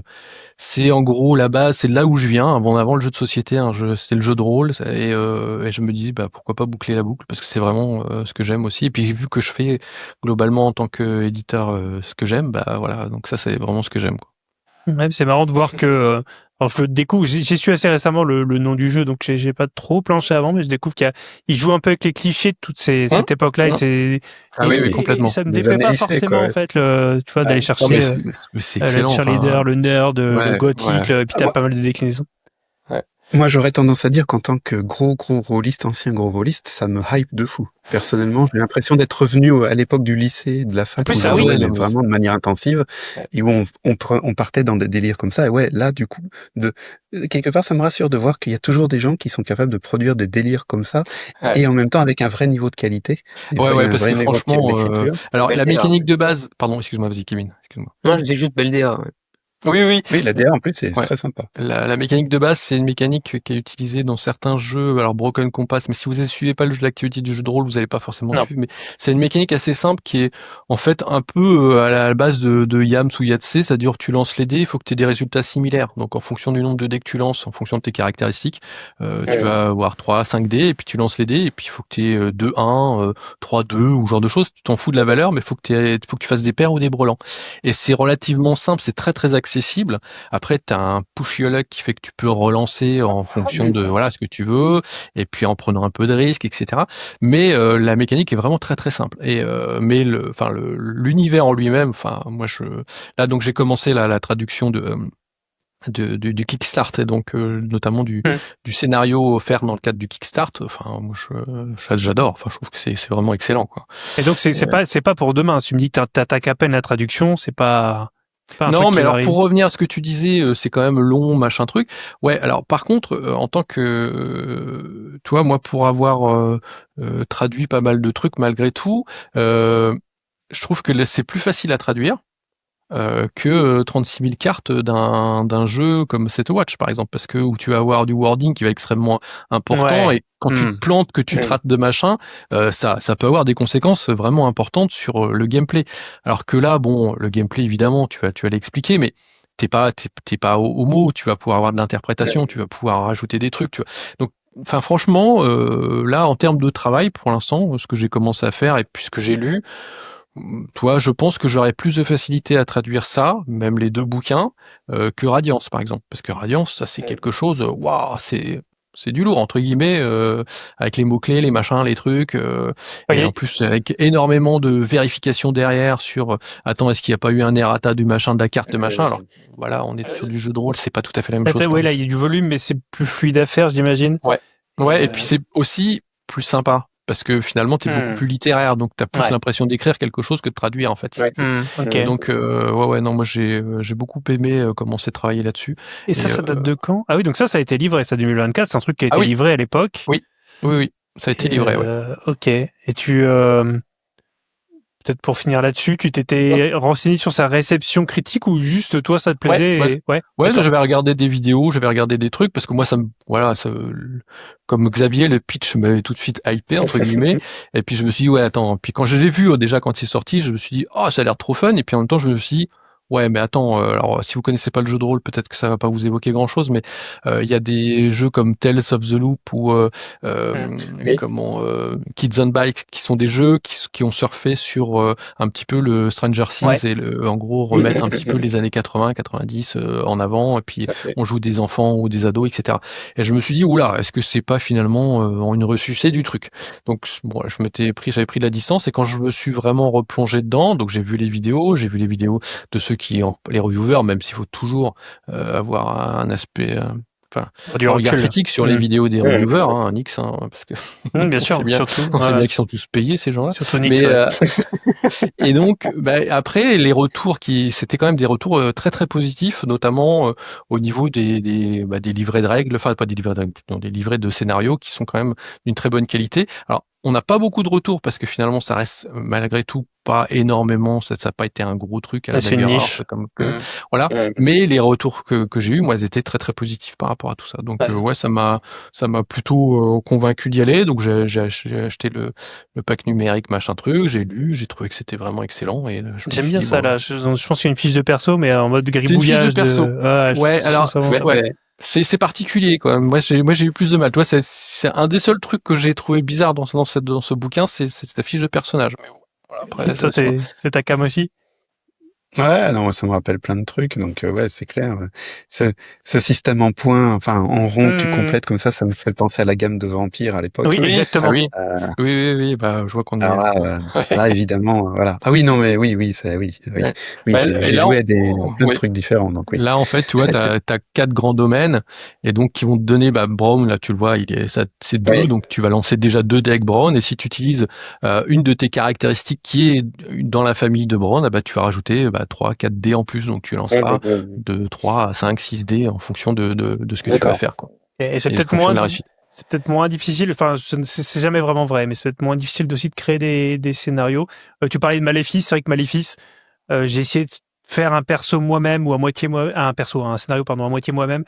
Ça demande quand même, quand c'est ancré dans la réalité, c'est difficile. Là, c'est de la pop culture, c'est peut-être plus simple. Parce que parfois, quand des gens comme moi, par exemple, qui aimeraient bien jouer plus au jeu de rôle, mais qui n'ont pas forcément le temps, en tout cas pas le temps d'écrire des scénars, la limite, elle est là, en fait. Soit tu as une grosse communauté, tu en as plein sur Internet, soit le jeu t'en propose beaucoup, et sinon, des fois, tu es un peu à sec. Donc, mais là, ça m'a l'air pas trop compliqué. En fait, le système de règles est relativement simple. Hein. C'est franchement, à part ça, bon, t'as tout l'aspect santé mentale évidemment parce qu'on parle quand même de Cthulhu. T'as 2 ou 3 trucs un peu rigolos sur le drama en fait, sur justement ah mon Dieu, Kimberly est sortie avec Kevin. Oh mon Dieu, enfin ouais, ce genre de trucs. Mais voilà. Mais sinon, ça reste très très simple pour. Enfin, en plus, si vous connaissez, vous êtes des vieux rôlistes, vous connaissez les vieux machins qui étaient. Maintenant, on fait plus des jeux de rôle comme ça, mais les vieux machins où t'avais 36 000 rigide et caractéristiques, tout. machin de trucs. Oui, mais en fonction du souffle du vent et de la distance de ta cible, il va falloir que tu aies -5 à ton tir. Donc voilà, c'est un peu ça. Là, c'est bon, on fait plus ça maintenant. C'est un peu fini ce temps-là. Bon, donc c'est quand même beaucoup plus simple. Et après, t'as tout l'aspect Cthulhuesque, bon, qui est quand même une mythologie qui est maintenant un peu vendue partout, hein, entre guillemets. Mais donc, t'as toutes les caricatures que tu peux te mettre dedans, mais la façon c'est là ce qui va être intéressant dans celui-là, c'est de la façon dont tu vas détourner un petit peu un fond assez sérieux pour pouvoir l'utiliser de façon soit un petit peu ironique, même si tu peux y jouer sérieusement, un peu ironique, mais un petit peu en décalé par rapport au point de vue dans lequel tu trouves, qui est d'ado, qui est aussi intéressé par ce qui se passe dans son pantalon finalement que la tentacule de son voisin, quand on dit des choses comme ça. Ouais. Moi, tu seras pas perdu. Tu rajoutes les tentacules, ça va parler encore plus à Xavier. Hein, c'est ça. Mais donc voilà, donc c'est l'originalité du truc quand même. Et ouais, moi j'ai été vraiment séduit par ce truc-là. Mais ça reste comme on disait, un truc un peu what the fuck quoi. Ouais. Écoute, j'ai hâte que tu m'en dises plus et voilà, on va pas teaser trop, mais il y a peut-être moyen qu'on l'essaye prochainement. Ouais. J'espère pouvoir vous faire jouer tous les 3 prochainement. Moi je suis chaud, je crois que tout le monde a signé, donc on n'attend plus qu'une date. Merci David de nous avoir consacré ton temps, de nous avoir parlé de tout ça, et puis de nous avoir bien sûr donné tes lumières sur toute notre actualité. On est toujours ravis de te recevoir. Merci à vous qui nous avez suivis aussi, une émission un tout petit peu plus longue que d'habitude. Évidemment, on n'aura pas le temps de lire des commentaires, parce que généralement ça relance des débats. Et là, il y en a 2 qui doivent aller se coucher, même s'ils ont l'air pimpants comme ça, faut se méfier. Juste quand même, faut que j'avoue, et ça va choquer tout le monde, j'ai mégenré. Alors ça, je tiens à le dire, parce qu'on n'a plus le droit de faire ça. J'ai mégenré l'Inoam. Non, mais donc on a cité un commentaire, c'était le podcast précédent, celui d'avant. Et comme j'ai moins de 5% de public féminin dans mes abonnés, j'ai dit il alors que c'était une elle. Donc l'Inoam, pardon. Mais en même temps, son avatar, c'est une tête de chien. Donc, je pouvais pas savoir. Et le pseudo est pas transparent non plus. Donc, voilà. Mais je tenais à le dire publiquement, à m'excuser publiquement. J'ai mégenré, c'est pas bien. Je le ferai plus. Et tu le referas encore. je le referai peut-être, mais Mais exprès, quoi. Là, Pour vous le avez plaisir, quoi. Voilà, c'est ça. Alors, on se laisse là-dessus, il est l'heure d'aller au dodo. Merci encore, David. Donc, on n'oublie plus Ben, Curse merci à vous. Castle, le Place Manager qui arrive incessamment sous peu. Sinon, Micro Hero qui est pas mal aussi à aller voir. Et puis Don't Starve, hein, c'était un petit peu les actualités des choses qui sont encore ouvertes. Le reste n'est pas encore arrivé. À bientôt, messieurs. Merci comme toujours de m'avoir épaulé avec talent, brio et beauté. On se retrouve le mois prochain. Salut! À la prochaine. Ciao.